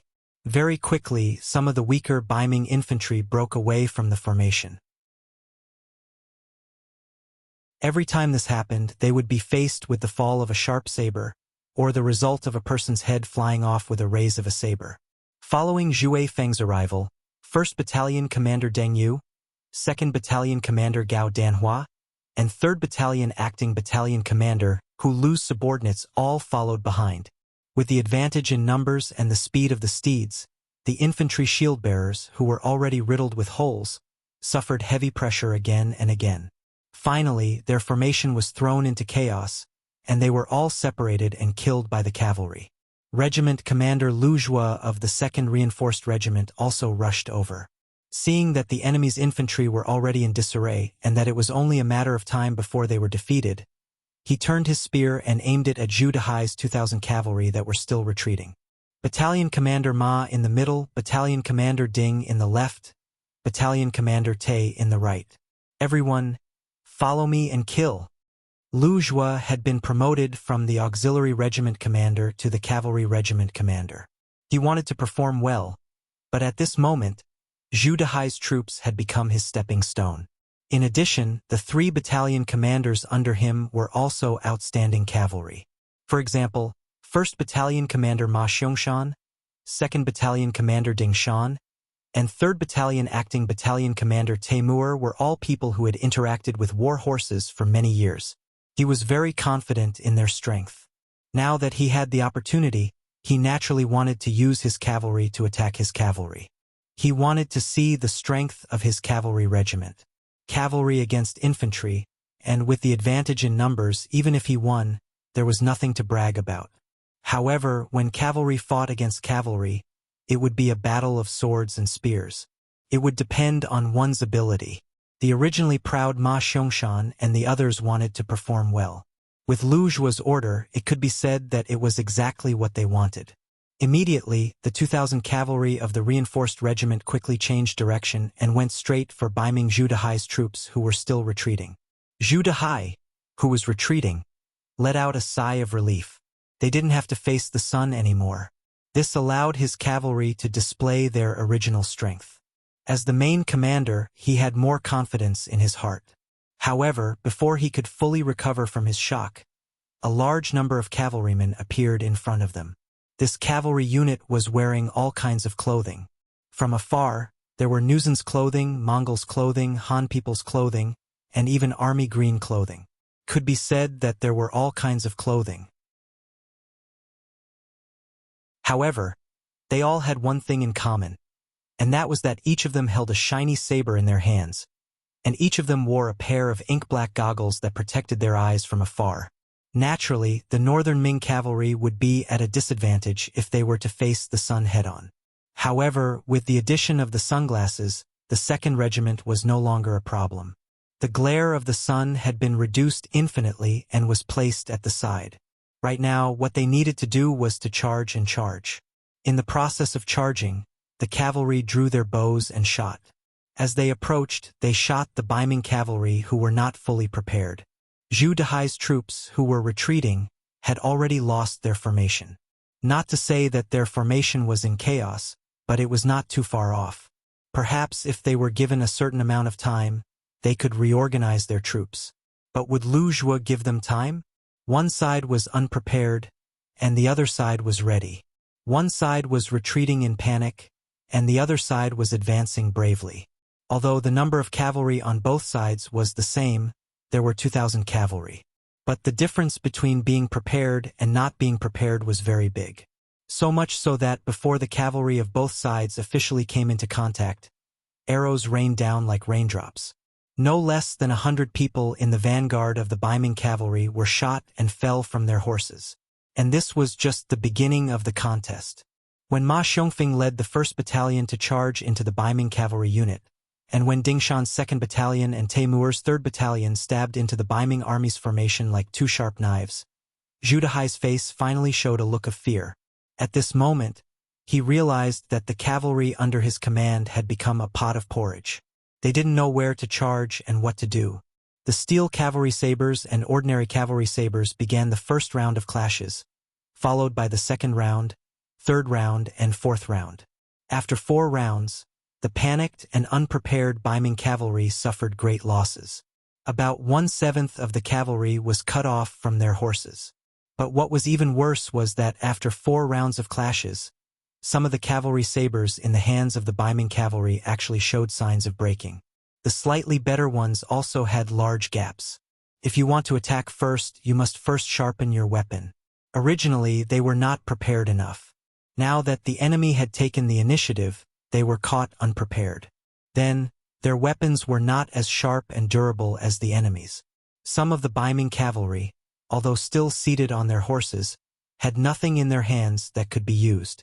Some were broken sabers, and some were even barehanded. How were they going to fight the following battle? Retreat. Shocked by the strength of the 5-star army, shocked by the sharpness of the enemy's cavalry sabers, Zhu Dehai, who was protected by a dozen bodyguards, saw that his strength was not as good as the enemy's. He turned his horse around and madly galloped back. At this time, Zhu Dehai was very familiar with Sun Tzu's art of war. The last of the 36 stratagems was to run. If you can't win, run. This was the best example. At this time, Zhu Dehai was completely dizzy.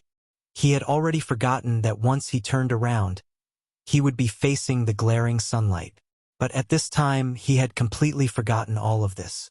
There was only one voice in his mind, and that was to run.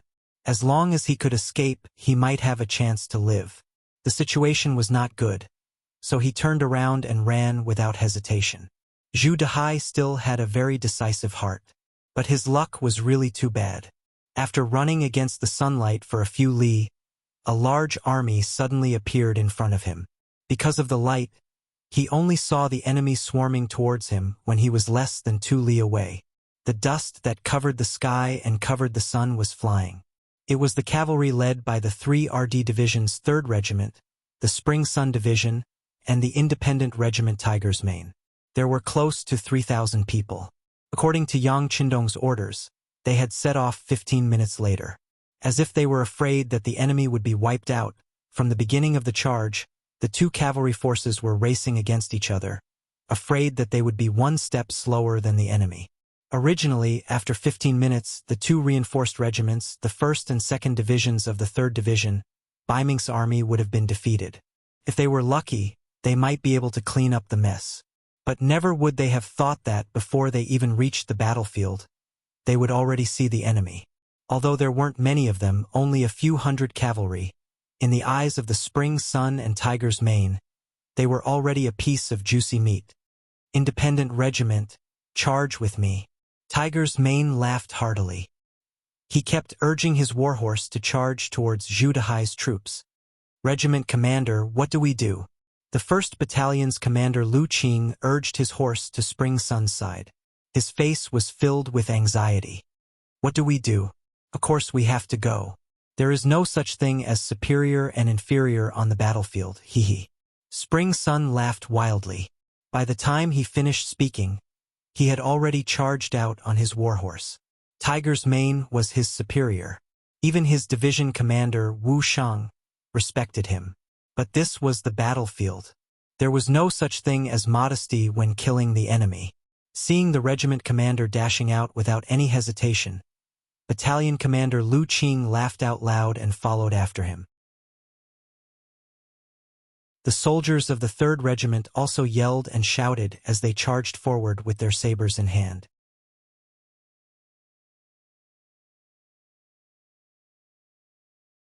Chapter 663. Poor Zhu Dehai. He thought that his actions were decisive. He thought that he was like a gecko with a broken tail and that he could finally escape.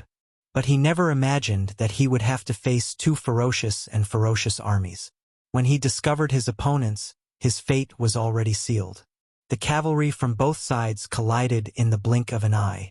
Just as the cavalry clashed with the cavalry, blood splattered everywhere. Sharp sabers flashing with silver light were constantly raised and chopped down. One by one, the Baiming cavalry was forced to block the attacks. Some of them couldn't even withstand 1 blow and were immediately chopped down from their horses. Some of them were quite good on horseback, but when faced with continuous chopping and chopping, how many times could they block? They could only raise their arms a few more times. In the end, they still couldn't avoid the fate of being chopped down from their horses.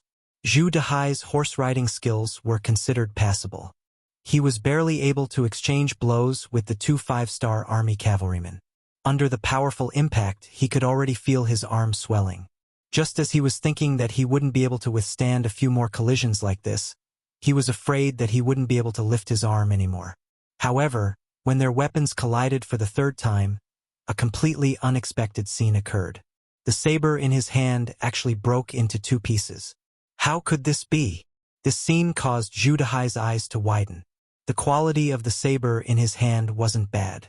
How could it break after only 3 collisions? If he didn't even have a weapon, how could he fight? All kinds of thoughts flashed through his mind. Then, another cavalry from the 5-star army flew past them. Zhu Dehai reflexively raised his right arm to block the attack. But then, an intense pain spread from his arm to his entire body. Then, he stared in disbelief as his right arm was separated from his body. Fresh blood spurted out from his body and filled his eyes. His right arm was already gone. He didn't feel the pain because the saber in the hands of the 5-star army was too fast. It was so fast that he didn't even feel the pain before everything was over. And before he could cry out in shock, another cavalry from the 5-star army rode past him. This was a scene that he would never forget for the rest of his life. For the first time, he could clearly see his own back. That was the last thing he saw before his head flew high into the air. Then, there was only darkness, an endless and boundless darkness. The hundreds of Baiming cavalry that escaped were quickly disintegrated under 2 charges from the 5-star army. About 2/3 of them died in battle and 1/3 was taken captive.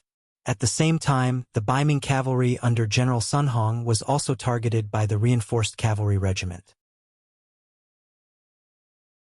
When Windchaser discovered that Luge's troops were chasing after Zhu Dehai's troops, he gave the task of dealing with the Baiming infantry to the 1st and 2nd regiments of the 3rd Division. He led the reinforced cavalry regiment to target the more powerful Sun Hong's troops. Using young Master Yang Qindong's words, 10,000 cavalry against 5,000 Baiming cavalry and 5,000 Baiming infantry. The battle hadn't even started yet, but the outcome had already been decided. Rather than calling it a battle, it was more accurate to call it a training exercise. Even if it was a training exercise, how to ignite everyone's fighting spirit, how to create an invincible heart through this battle, this was the true meaning of this battle. Since it was a training exercise, of course they had to choose the strongest enemy as their opponent. Looking at the battle horses, Baiming's 2,000 cavalry was barely enough to be seen. Everyone in the reinforced cavalry regiment, put on your glasses and follow this regiment commander. After adjusting the direction of the battle horses, Windchaser released a loud shout, taking the lead and bringing the 1st and 2nd regiments of the reinforced cavalry regiment to charge towards the right side of the battlefield. People shouted, horses neighed, banners covering the skies, bright 5-starred banners fluttering in the wind, everywhere. The bugle call that replaced the sounds of drums sounded again and again, loud and clear, pouring into the ears of everyone on the battlefield. Sun Hong, who was still backing up, had a downcast expression on his face. He ignored the direction of the sunlight, placing him in a completely passive state from the very start of the battle. He knew that he was going to suffer greatly today. However, he still didn't believe that he would lose, just that his losses would be a bit more serious. It was because he was leading 2,000 cavalry from the Zhenzhou Guard, the elites of the northern soldiers, possessing second-rate fighting strength. Unless they were facing the Mongol cavalry and Walla cavalry who had lived on horses since childhood, no enemy would make him feel fear. Release the arrows, draw the blades, charge. Cut the enemy into several pieces. Let them know what kind of fate awaits those who make our Zhenzhou Guard cavalry their enemies. A roar sounded. Sun Hong held a large blade that was over a zhang in length. After releasing a loud shout, under the protection of a group of personal guards, he increased the speed of his horse, charging towards the reinforced cavalry regiment led by Windchaser.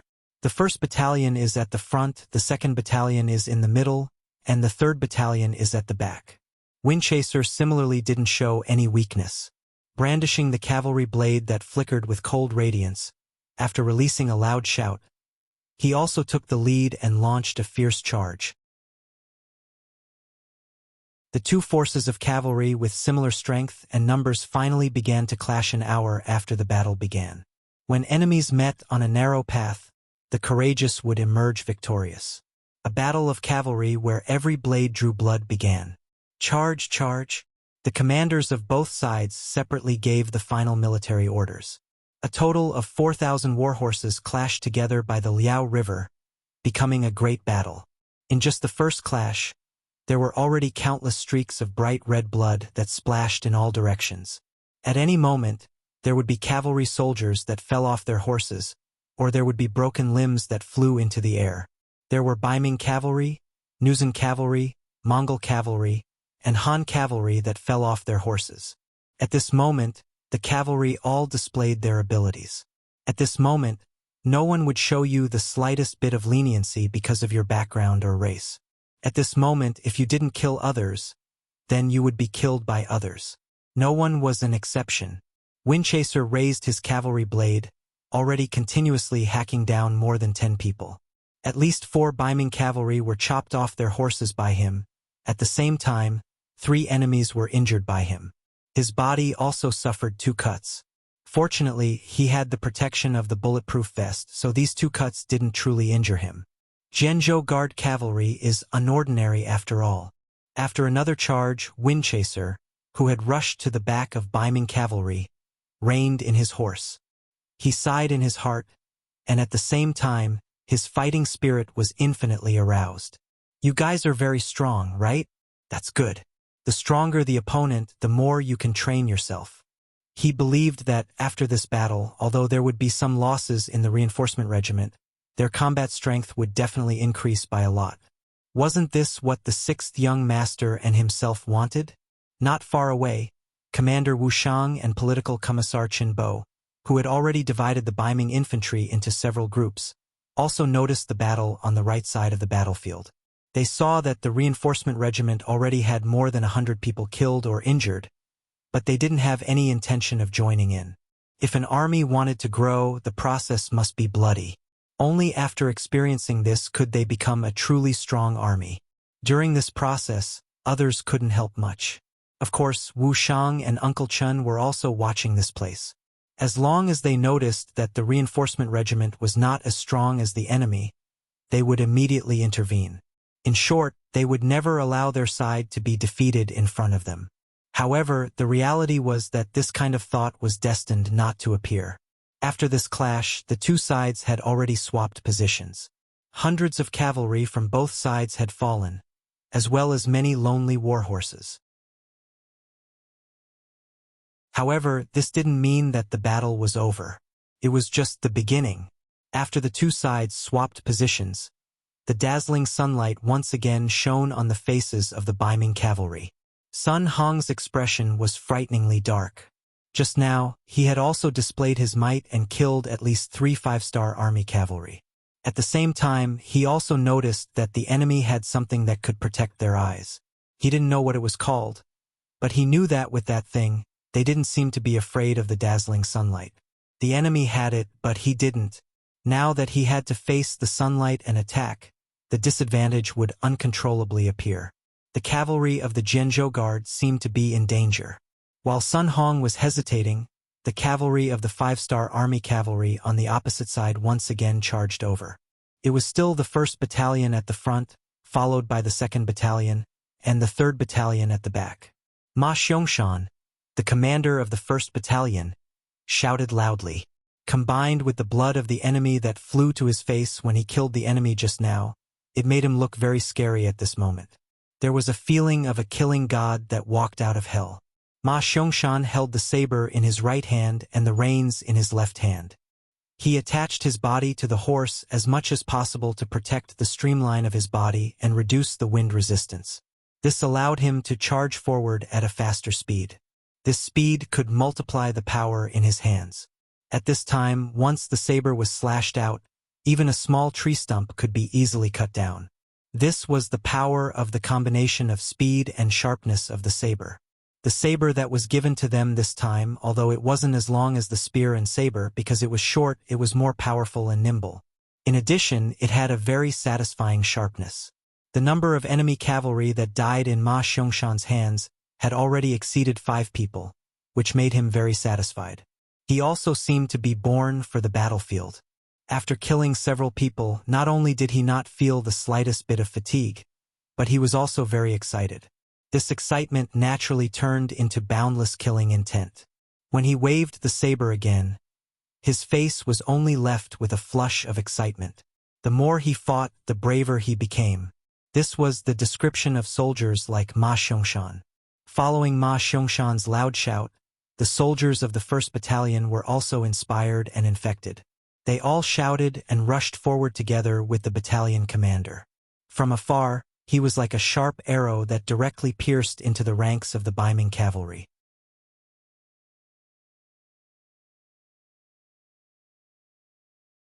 Chapter 664. What was even worse was that behind this arrow, the 2nd Battalion's Ding Shan's troops and the 3rd Battalion's Taimur's troops also formed arrows and flew straight over with an unstoppable momentum.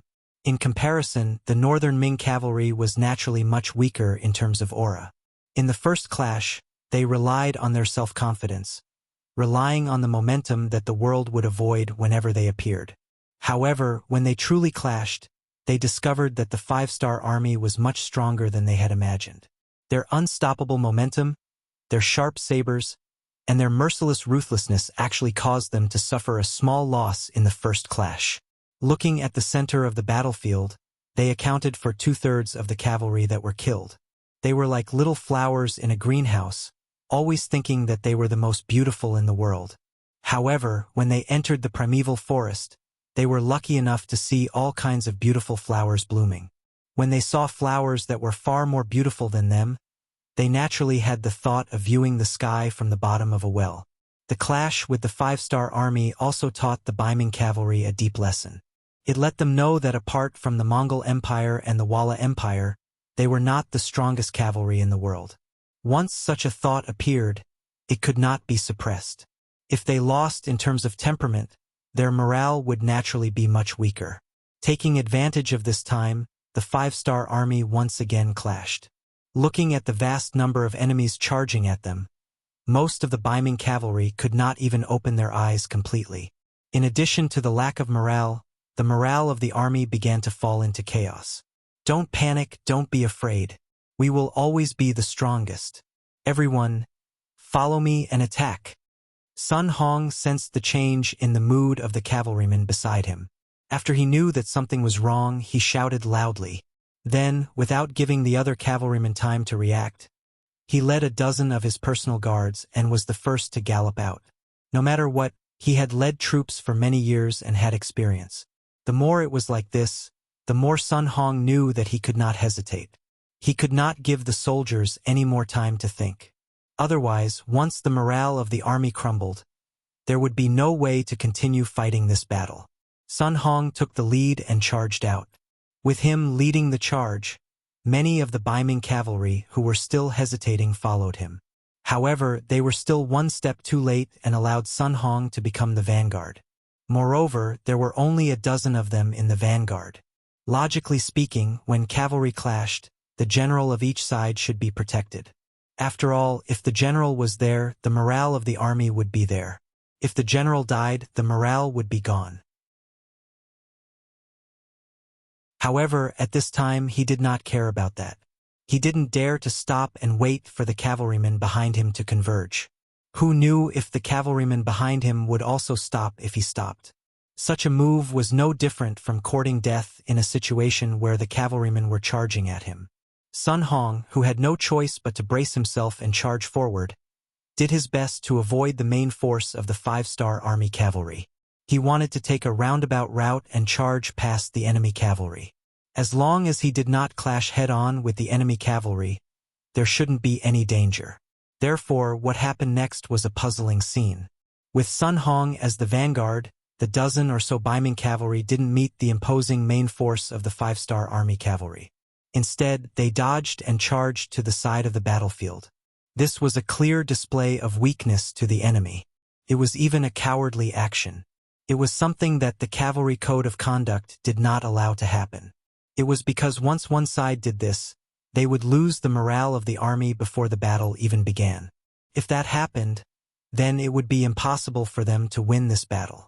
As the commander of the Jian Province Guards, how could a dignified third-grade military general not know this principle? However, did he have any other choice? He was already the vanguard, so he didn't have any more cavalry to protect him. If he continued to clash head-on with the five-star army cavalry, what difference would that be from courting death? The only thing Sun Hong, who didn't want to die, could do was avoid the enemy's main force. Even though doing this would make others look down on him, choosing the lesser of two evils, for the sake of his own small life, he could only act like a coward. Sun Hong suddenly rushed to the side of the battlefield, indeed allowing him to avoid the greatest risk. However, what he forgot was that there were still more than 1,000 Baiming cavalry behind him. On the battlefield, following the general's banner, following the general's footsteps would never be wrong. Oftentimes, this was the most appropriate state to adopt under chaos. That was why when Sun Hong suddenly changed directions, the Baiming cavalry behind him also followed suit. They didn't know that Sun Hong feared death and battle. Under the blinding sunlight, They already couldn't see the movements of the distant 5-star army. Those who didn't know any better only thought that this was one of the general's strategies, while all they had to do was follow the general's footsteps. That was why when Baiming cavalry suddenly collectively moved to the side, it was the same as completely exposing one side of their bodies to the 5-star army's cavalry.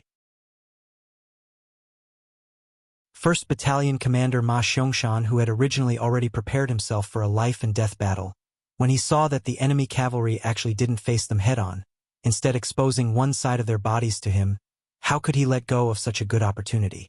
Raising his arm high, he brought the reinforced 1st Battalion's 6 companies of close to 600 cavalry to slaughter their way over from the side, delivering a heavy blow to the completely unprepared Baiming cavalry who didn't even have time to turn their horses around. With a raise of his hand and a fall of his blade, over 100 Baiming cavalry were cut down from their horses, also throwing the enemy's formation into chaos. They just couldn't understand how this battle was fought. How did they end up exposing their flanks to the 5-star army's cavalry? Was this really the path General Sun Hong pointed out? No matter what they thought in their hearts, it was a fact that they had suffered heavy losses. Following that, 2nd Battalion Ding Shan's troops and 3rd Battalion Te Mu Er's troops arrived one after another. Again and again they faced the side, causing more and more Baiming cavalry to be cut down from their horses. Countless cries of agony resounded throughout the battlefield. In the end, the war horses still crossed each other. After passing through 3 waves of Baiming cavalry, there were only about 500 cavalry that managed to charge through. On the other hand, the reinforced cavalry only lost a few soldiers in the second wave of charge. Sun Hong had used his wits to avoid the greatest risk. He survived, but because he didn't set a good example, the cavalry under his command suffered heavy losses. When he finally reined in his horse and turned around to look, he saw that there were only 500 cavalry left. His face immediately darkened, and then he panicked, lost, scared, and terrified. He was the commander, a dignified 3rd-rank Baiming military officer. There was still a great future waiting for him. He definitely couldn't throw away his life here at this time. Many thoughts ran through his mind at this moment. As a result, after making a wrong decision, he made a second wrong decision, which was to run. He turned around and reined in his horse, galloping into the sunlight. Sun Hong already didn't have the courage to carry out a 3rd cavalry charge. He didn't have confidence in himself, nor did he have confidence in the cavalry under his command. Right now, what he had to do was immediately hurry back to the Zhenzhou Guard, and then tell his superior about the 5-star army's terror. Even if he had to be punished for this, he would accept it. In short, his life could be preserved, and then there would be a day when he could rise again. The 500 Baiming cavalry, who had charged out of the 5-star army's formation with great difficulty, saw their own brothers hacked to the ground with their own eyes. While they blamed their main general for his poor command, they also wanted to charge back and get revenge for their comrades. However, they never would have thought that their main general Sun Hong would run away just like that, bringing more than 10 personal soldiers with him. Retreat! Among the 500 cavalry, there were still 3 centurions. After exchanging a single look, they similarly made the decision to retreat. Even though after doing this, even if they returned, they would still be punished, but even Commander Sun ran, so were they still going to stay here and serve as live targets for the enemy? The 3 centurions made the same decision. The 500 cavalry turned around and fled, chasing after Sun Hong's figure. Cowards without balls. After a short rest, when Ma Xiangshan launched his 3rd charge, what he saw was precisely the scene of Baiming cavalry fleeing. After cursing loudly from his horse, he immediately chased after them with the high morale 1st Battalion. Behind him, the 2nd Battalion, 3rd Battalion, and the 2 companies directly under the regiment commander Windseeker also followed one after another. Right now, they had already won this battle. The only difference was how much of a victory they could expand to. If they could capture or kill the enemy's main general, then that would be perfect. However, after all, the enemy had fled a step first, so if they wanted to capture him, it wouldn't be easy. No matter how hard it would be, they should always try. Just like this, on the right side of the battlefield, Baiming cavalry was crazily running at the front. Behind them was a group of 5-star army cavalry following behind. Both sides were getting further and further away from the Liao River. Facing the dazzling sunlight, Sun Hong led a dozen personal guards to run at the front. From time to time, he would turn around to take a look, his face revealing a fortunate expression. Even though this time he acted as a coward, but this kind of method of immediately retreating when he couldn't defeat the enemy still caught the enemy off guard. It seemed like his little life was saved. Sighing in his heart, Sun Hong continuously used the horsewhip to whip his warhorse, wanting to quickly leave the battlefield and ensure his safety. As time passed, the dazzling sunlight wasn't as strong as before. Sun Hong could finally see everything in front of him clearly. Because of this, his eyes widened more and more, because he actually saw a cavalry appear in front of him. In his impression, he definitely didn't send any reinforcements to support him. Then where did this cavalry come from?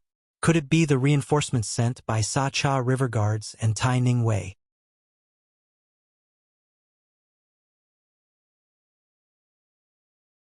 Chapter 665. Yes, that must be the case.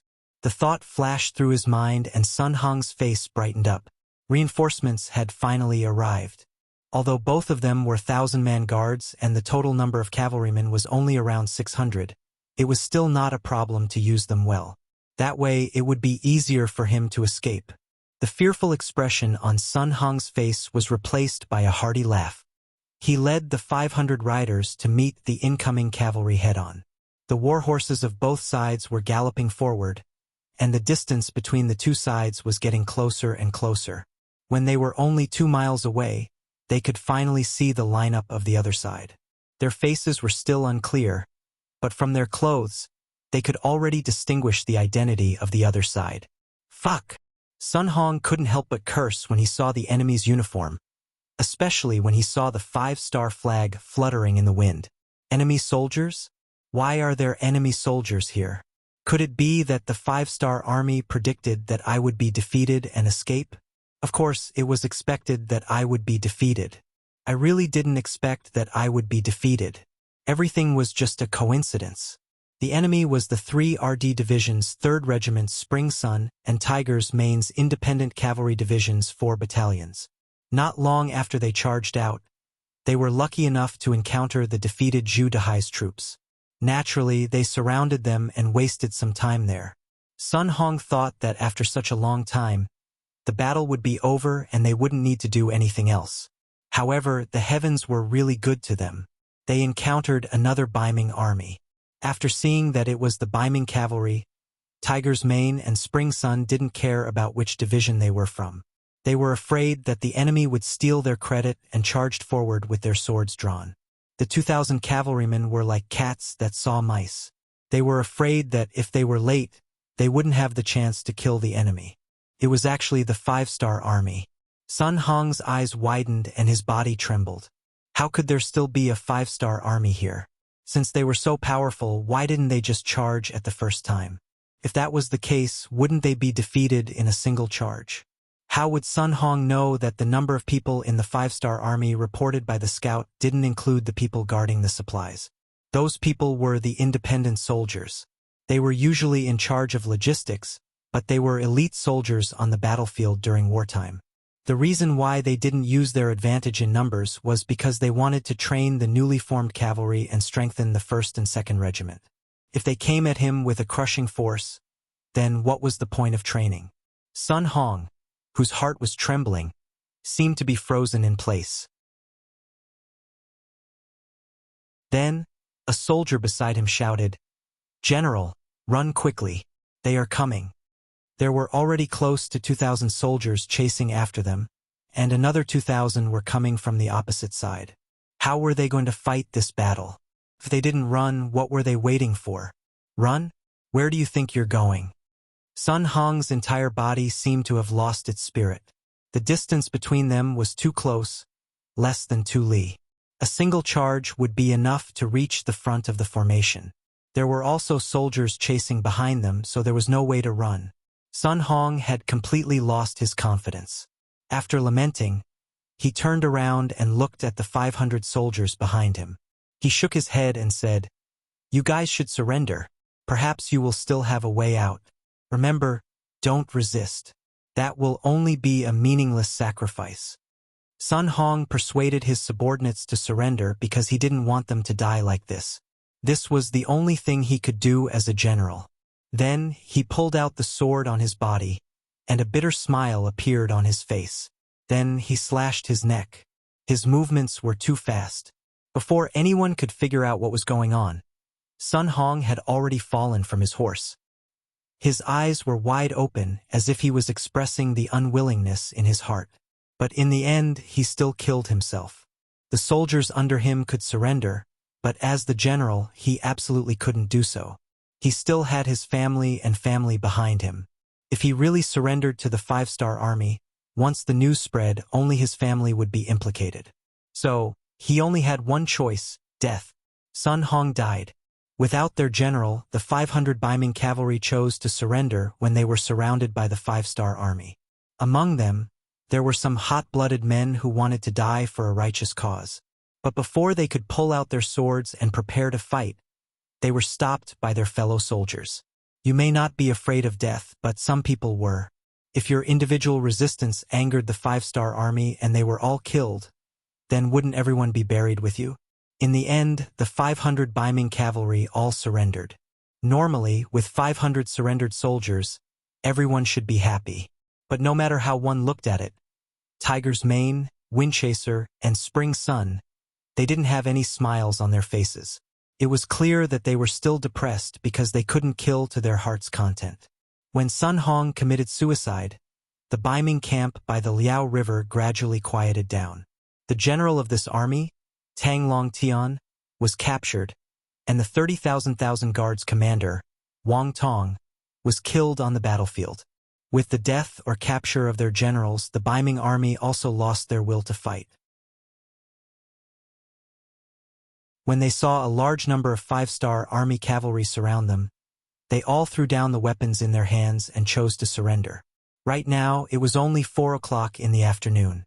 The summer days were already very long, but at this time, the sky was still very bright. To be able to end the battle so quickly, it was far beyond everyone's expectations. This was 10,000 Ming army, and it was 10,000 Ming army that was prepared. But when faced with 10,000 5-star army cavalry, they only fought for a few hours before being wiped out. From this point, it was enough to prove the strength and terror of cavalry. It also proved how much of an advantage cavalry had when fighting infantry. Clean up the battlefield, check the military supplies, calculate the results, and send someone to inform the 6th young master. Victory at Liao River. 30 li behind the 5-star army's main camp. Battalion Commander Su Yunqing's reconnaissance unit and the 3rd Division's Battalion Commander Guanzhong were facing off against the Sacha River Guards and Taining Guards' 600 Baiming cavalry. 1,000 Guards Commander Yila and Taining Guards Vice 1,000 Guards Commander Lu Dai each led 300 Baiming cavalry on a plain. The 2,000 Guards' faces didn't change much at this moment. They knew that this moment would come sooner or later. Since they had been following behind the 5-star army, they were already prepared for battle. Sir Yi, the enemy cavalry seems to be a bit more than us. Looking seriously at the 5-star army cavalry that appeared 500 meters away, Lu Dai estimated in his heart and asked 1,000 Guards Commander Yila, "So what if they have more people? It's just 100 or 200 more cavalry. We brought the world's most elite Nuzan cavalry. What is there to be afraid of?" Yila's face was full of pride. For Nuzan to be able to become the Baiming Guard's 1,000 guards, he was destined to put in more effort than others. He was also destined to have stronger strength than normal Han army generals. In fact, Yila did rely on his own bravery to obtain his current position. While the other Qinhu mostly relied on their ancestors to obtain their high positions, he had always been working hard at the lowest level. After many bloody battles, he finally obtained his position. Not only that, as the 1,000 Guards commander of Nuzan, he also used his authority to change his 300 cavalry to Nuzan cavalry. It wasn't an exaggeration to say that the army he led had a glorious battle record of defeating 2,000 bandits. At this moment, they were only facing 800 5-star army cavalry, so what was there to be afraid of? More importantly, he was now wrapped in battle armor. From afar, his entire body was pitch black, and there were no flaws. This was also where his confidence came from when he rushed into the battlefield. Perhaps because Yi La was too confident, or perhaps because he was infected by his confidence, Lu Dai, who was originally a bit worried, calmed down a lot. Haha. I have long heard that Sir Yi is very brave. To be able to join hands with Sir today is truly a pleasure. Since that's the case, allow me to join hands with Sir. Sir, please hold the formation. I will go test the enemy's strength. Lu Dai wanted to take the initiative to attack. In fact, half of the 300 cavalry he brought were Nuzan cavalry. This was where his confidence came from. Good. This 1,000 guard will watch General Lu display his might. However, please remember, if there is something difficult to deal with, immediately retreat. This general will come to your rescue. Yi La was very satisfied that Lu Dai wanted to take the initiative to test the enemy's strength. This was the Nuzan style. No matter how strong the enemy was, they would not be afraid and would dare to draw their swords. With Yi La holding the formation, Lu Dai was much more confident. He pulled out his saber and shouted to the 300 cavalry behind him, "Brave warriors, our chance to show off has come. Follow this general and charge. Kill."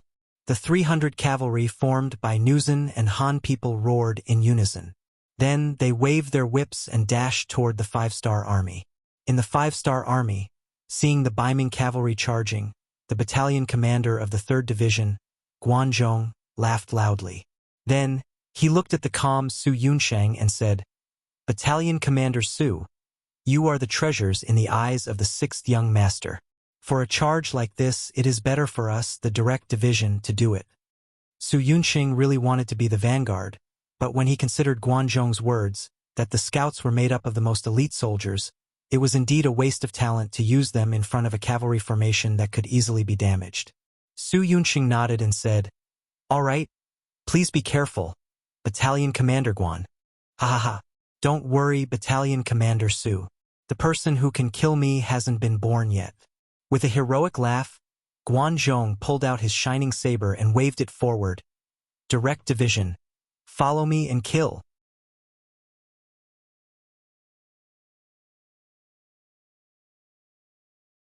Chapter 666. Kill! Another deafening roar rang out as the 450 cavalrymen of the 5th Star Corps followed behind Battalion Commander Guanzhong. They charged towards the 300 northern Ming cavalrymen that were swarming over. A cavalry charge was one of the most ancient and bloody ways of fighting. In the process of such a clash, there was not much skill involved. What was needed was the morale of both sides, the strength of both sides, and the strength of both sides. This was often a way of harming the enemy by 1,000 but also harming 800. But even if they knew this, the cavalry charge was still the favorite of many cavalrymen. This was because only this kind of battle could show the glory of the cavalry. This was what true men and warriors should do. The cavalry from both sides were like two torrents as they clashed against each other on the vast plains. Men shouted, horses neighed, weapons clashed, and shouts rose and fell one after another. In just a single clash, dozens of cavalry from both sides had fallen off their horses. At least a dozen war horses were heavily injured by the powerful inertia and fell to the ground. The sounds of the war horses neighing rang in the ears of every cavalry. In this clash, the division's direct subordinate battalions only had a slight advantage in terms of numbers. The casualty ratio on the battlefield was 7-13. They couldn't even kill twice as many people. This made Guanzhong's face turn ugly. "Get ready, charge!" Guanzhong once again swung his saber and launched a second attack. Compared to Guanzhong, Lu Dai's face was even uglier.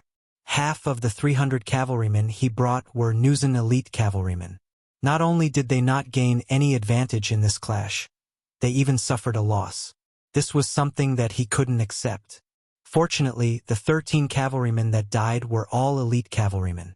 There wasn't a single Nuzan cavalryman. Suppressing the anger in his heart, Lu Dai raised his head and looked at the 5-star army cavalrymen charging over. He also waved his saber and shouted, "Kill!" Another clash of cavalrymen. This time, both sides were clearly enraged and the casualty ratio increased. More than 30 cavalrymen died, including 3 Nuzen cavalrymen. The direct subordinate battalion lost 20 cavalrymen and a few were injured. Charge! Guanzhong stopped his horse, turned around, and continued to wave his saber. Another charge came from Guanzhong's mouth. Lu Dai also roared as he led his cavalrymen forward. Su Yunsheng, who was sitting on the sidelines, stared at all of this as he quickly assessed the situation. As the commander of the reconnaissance battalion, he had a much better grasp of the situation on the battlefield than Yang Qindong. After all, not every piece of information had to be reported. Some insignificant matters would often be stopped when they were reported to him. This also allowed Su Yunsheng to gain a better understanding of the 600 cavalrymen on the other side. Out of the 600 cavalrymen, 3/4 of them were Nuzen cavalrymen. There was also information that they were made up of the elite cavalrymen. Nuzen had spent a lot of effort to train them in order to increase their strength and influence. Su Yunsheng had seen the Nuzen cavalry before, just like the group of people represented by Hulu in Narcissus Town. Their strength was not bad, but it was only not bad. Compared to Lung Feng, they were still much weaker. However, the Nuzen cavalry in front of them seemed to be particularly powerful. It could be seen from the battle between them and the Nuzen cavalry. Moreover, the Nuzen cavalry didn't have the advantage in numbers. If the Nuzen cavalry had more troops than them, wouldn't the situation of the battlefield be changed? Just as Su Yunsheng was seriously observing the situation, the first company commander, Yan De, came over. "Commander, are you interested in talent? To be able to enter the reconnaissance battalion, not to mention their skills, just their brains alone needed to be very flexible. They needed to constantly change according to the changes on the battlefield." Just by looking at Su Yunsheng's changing gaze, Yan De could roughly guess what was going on. It had to be said that this person's eyesight was very good. The first company commander, Yan De, could be said to be Su Yunsheng's direct subordinate. When Su Yunsheng was not around, he would be in charge of the reconnaissance battalion. This also proved his ability. Now that he stood up and asked, Su Yunsheng nodded. The 6th young master once said that once we find a good seedling, we should recruit them. After all, our cavalrymen are still too weak. So, you know what I mean? Of course, Yan De understood. He even knew that killing a person was not as good as finding a more suitable talent. It would also add more points in the 6th young master's heart. Yes, Commander is right. According to the intelligence, the Nuzen is the leader of the cavalrymen. Furthermore, they are the elites among them. Naturally, their strength is not bad. If Commander needs it, I am willing to take the first company to test them. Don't worry, I know my limits. Before you make the final decision, I will try my best not to hurt them. Yan De wanted to test himself. This was also to gauge the other party's strength. There was a saying that went, "What do you think is false, but seeing is believing." Okay, you go. Be careful. Alright, if necessary, you can use a gun. Use tranquilizer bullets. Su Yunsheng thought for a while and instructed. The tranquilizer bullets he spoke of were naturally the ones in the warehouse. After the finished product was sent to the arsenal in Crimson City, after a lot of effort, the finished product was finally produced. However, due to the scarcity of the materials, not all armies were equipped with them. Currently, only a few special units were using them. Sometimes, the scouts would be equipped with some when they wanted to catch tongues alive. However, there were not many of them. Since Su Yunsheng said that tranquilizer bullets could be used at critical times, just this point alone was enough to show how much he valued these hundreds of Nuzen cavalrymen. Okay, you can use them. Yan De smiled confidently and left on his horse. He called for 100 brothers of the first company to charge into the battlefield with him. Like Su Yunsheng, Yella also looked at the battlefield with furrowed brows. He was very clear about the standard of Lu Dai's 300 cavalrymen. Although their combat strength was not as good as his, they barely had half of his combat strength. However, even with half of their combat strength, they still did not gain any advantage. Instead, they suffered quite a bit. This made him reevaluate the strength of the 5-star army. It was at this time that he saw the 100 cavalrymen led by Yan De enter the battlefield. Humph! Yella snorted coldly. They want to interfere in the battlefield in front of me. Men, send 100 cavalrymen to test their strength. Su Yunxing did not move. Yella also did not move. Both sides reserved a certain amount of combat strength in preparation for the final battle. Yen De led the soldiers of the first company onto the battlefield. However, they did not intend to help Commander Guanzhong deal with Lu Dai. Instead, they moved towards Yella's troops. When he noticed that the enemy had also sent out 100 cavalrymen, Commander Yen De laughed loudly. Brothers, the enemy has also made a move. Looks like we can have some fun. Come, the commander said, to try not to kill as much as possible. Let's see who can capture more tongues, living and useful enemies. The scouts of the first company immediately became excited. To be able to become a scout, there was no need to mention their skills and horsemanship.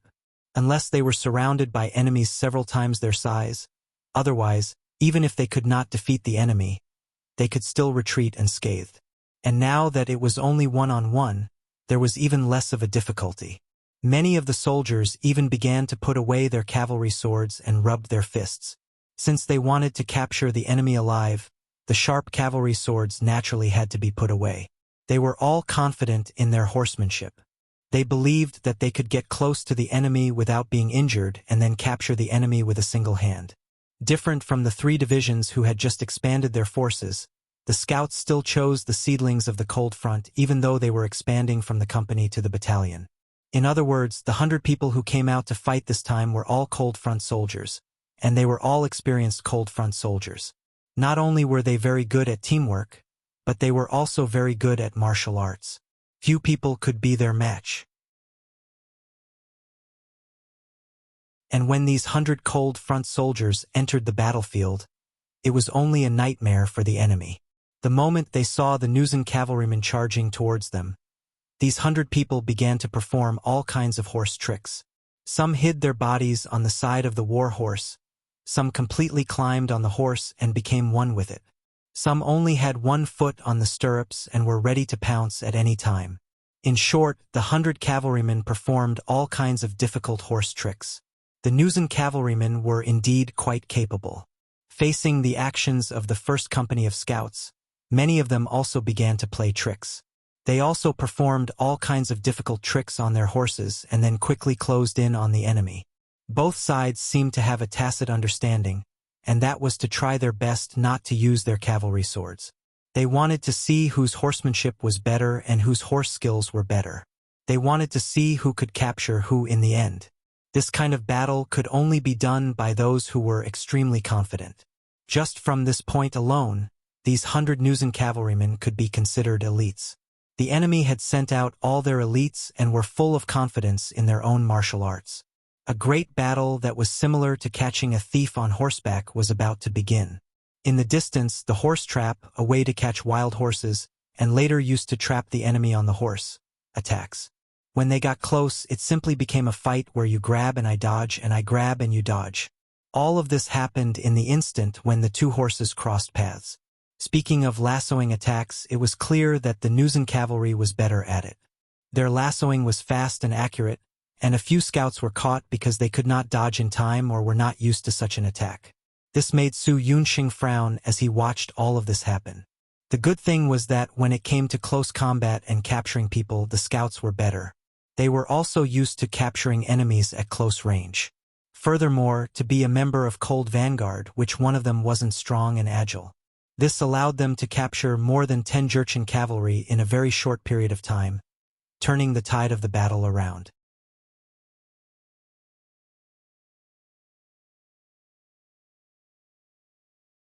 Chapter 667.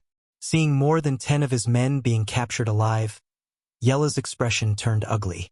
He finally started to take the cavalry of the 5-star army seriously. He originally thought that, in terms of horsemanship, the Nuzan cavalry would be the best. Even the Mongol cavalry would be inferior to them. But now it seemed that he was too arrogant. Attack together. Draw your swords. Seeing that the 5-star army was very strong, the situation would get worse if they continued to fight. Yella did not want to wait any longer. He did not know if Commander Sun Hong and the rest had already started fighting with the five-star army. What he needed to do now was to meet up with the main force of the army. Yi La unsheathed his saber, and the 200 female cavalrymen beside him did the same. The 200 of them hollered and pressed their legs against the horse's abdomen, charging forward while yelling, "Follow me and stop them." Su Yunsheng, who had been staring at Yella for a long time, had a "I knew you would do this" expression on his face. He took the lead and took out the 95 style from his back. Then, he mounted his horse and charged into the battlefield.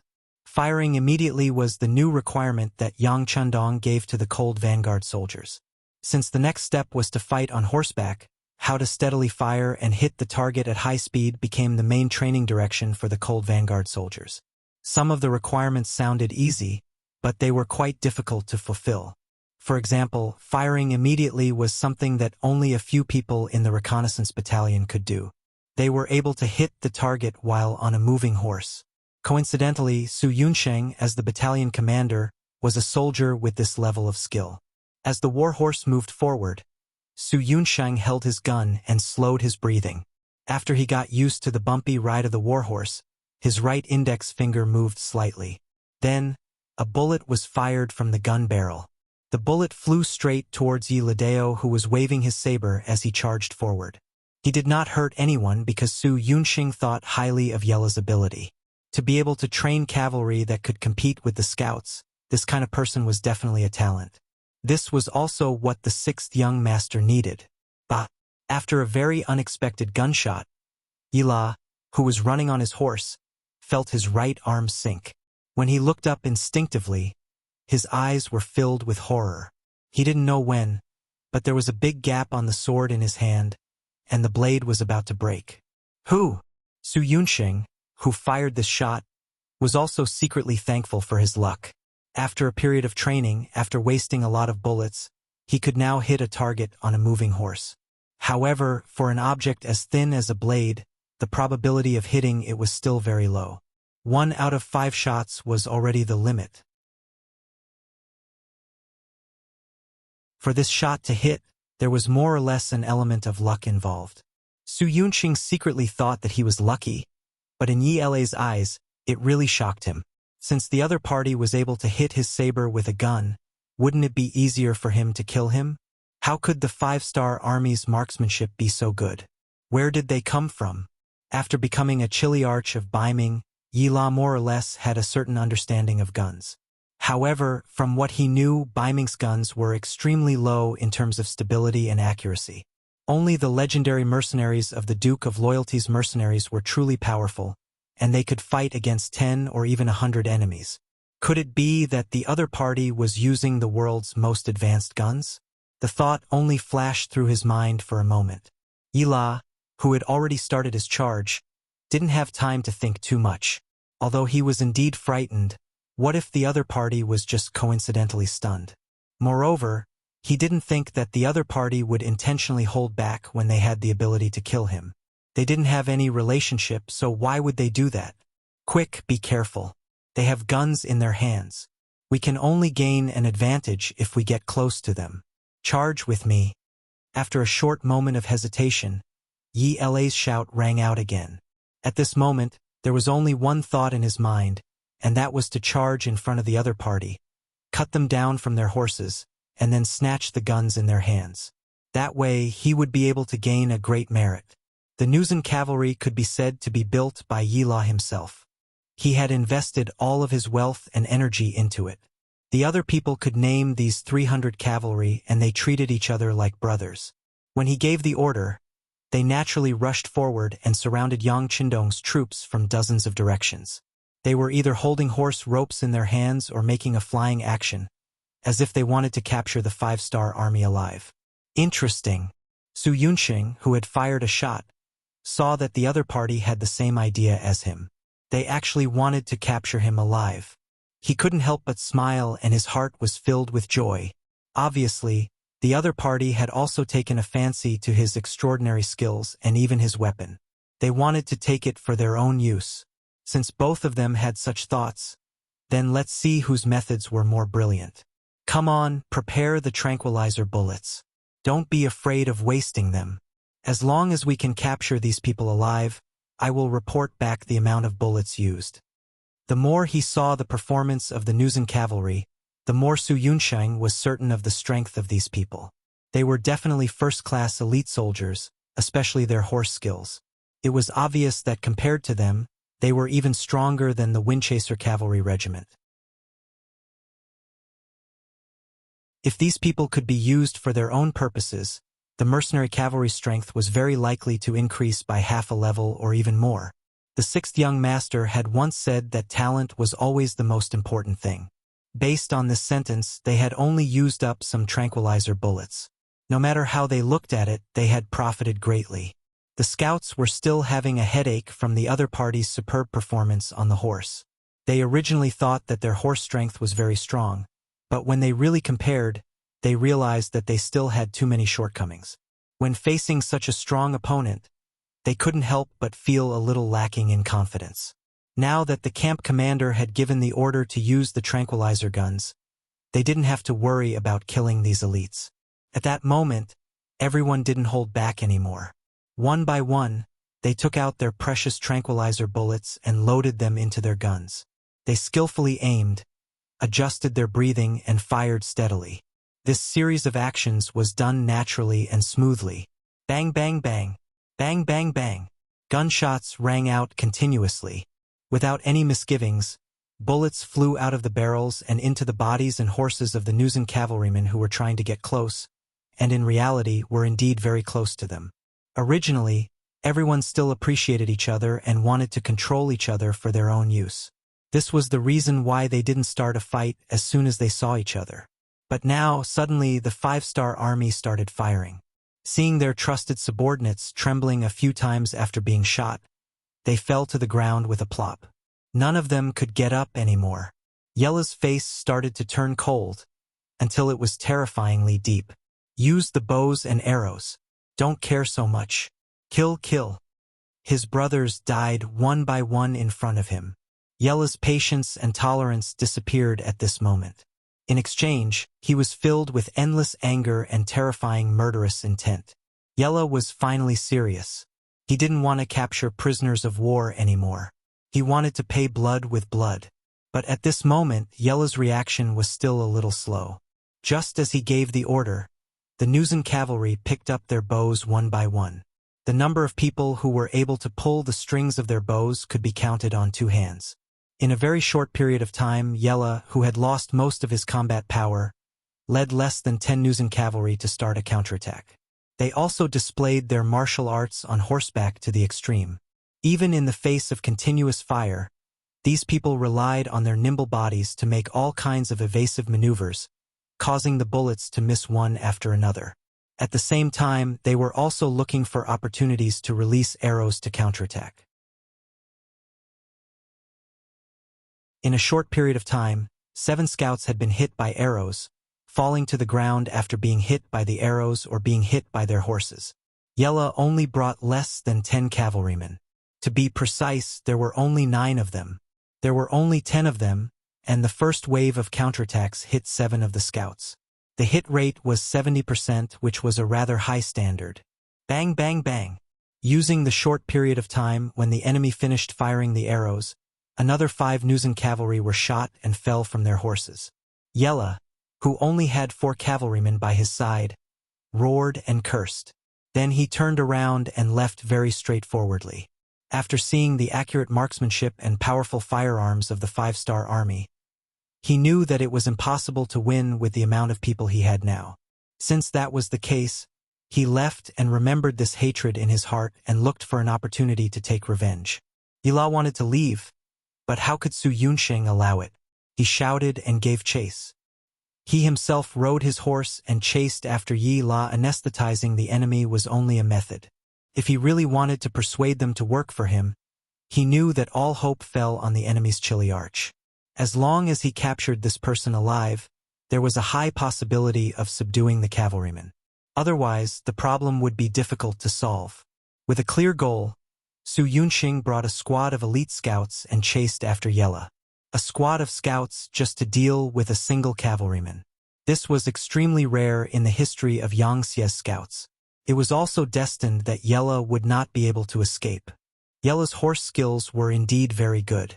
His horse was also not an ordinary warhorse. It seemed to be psychic.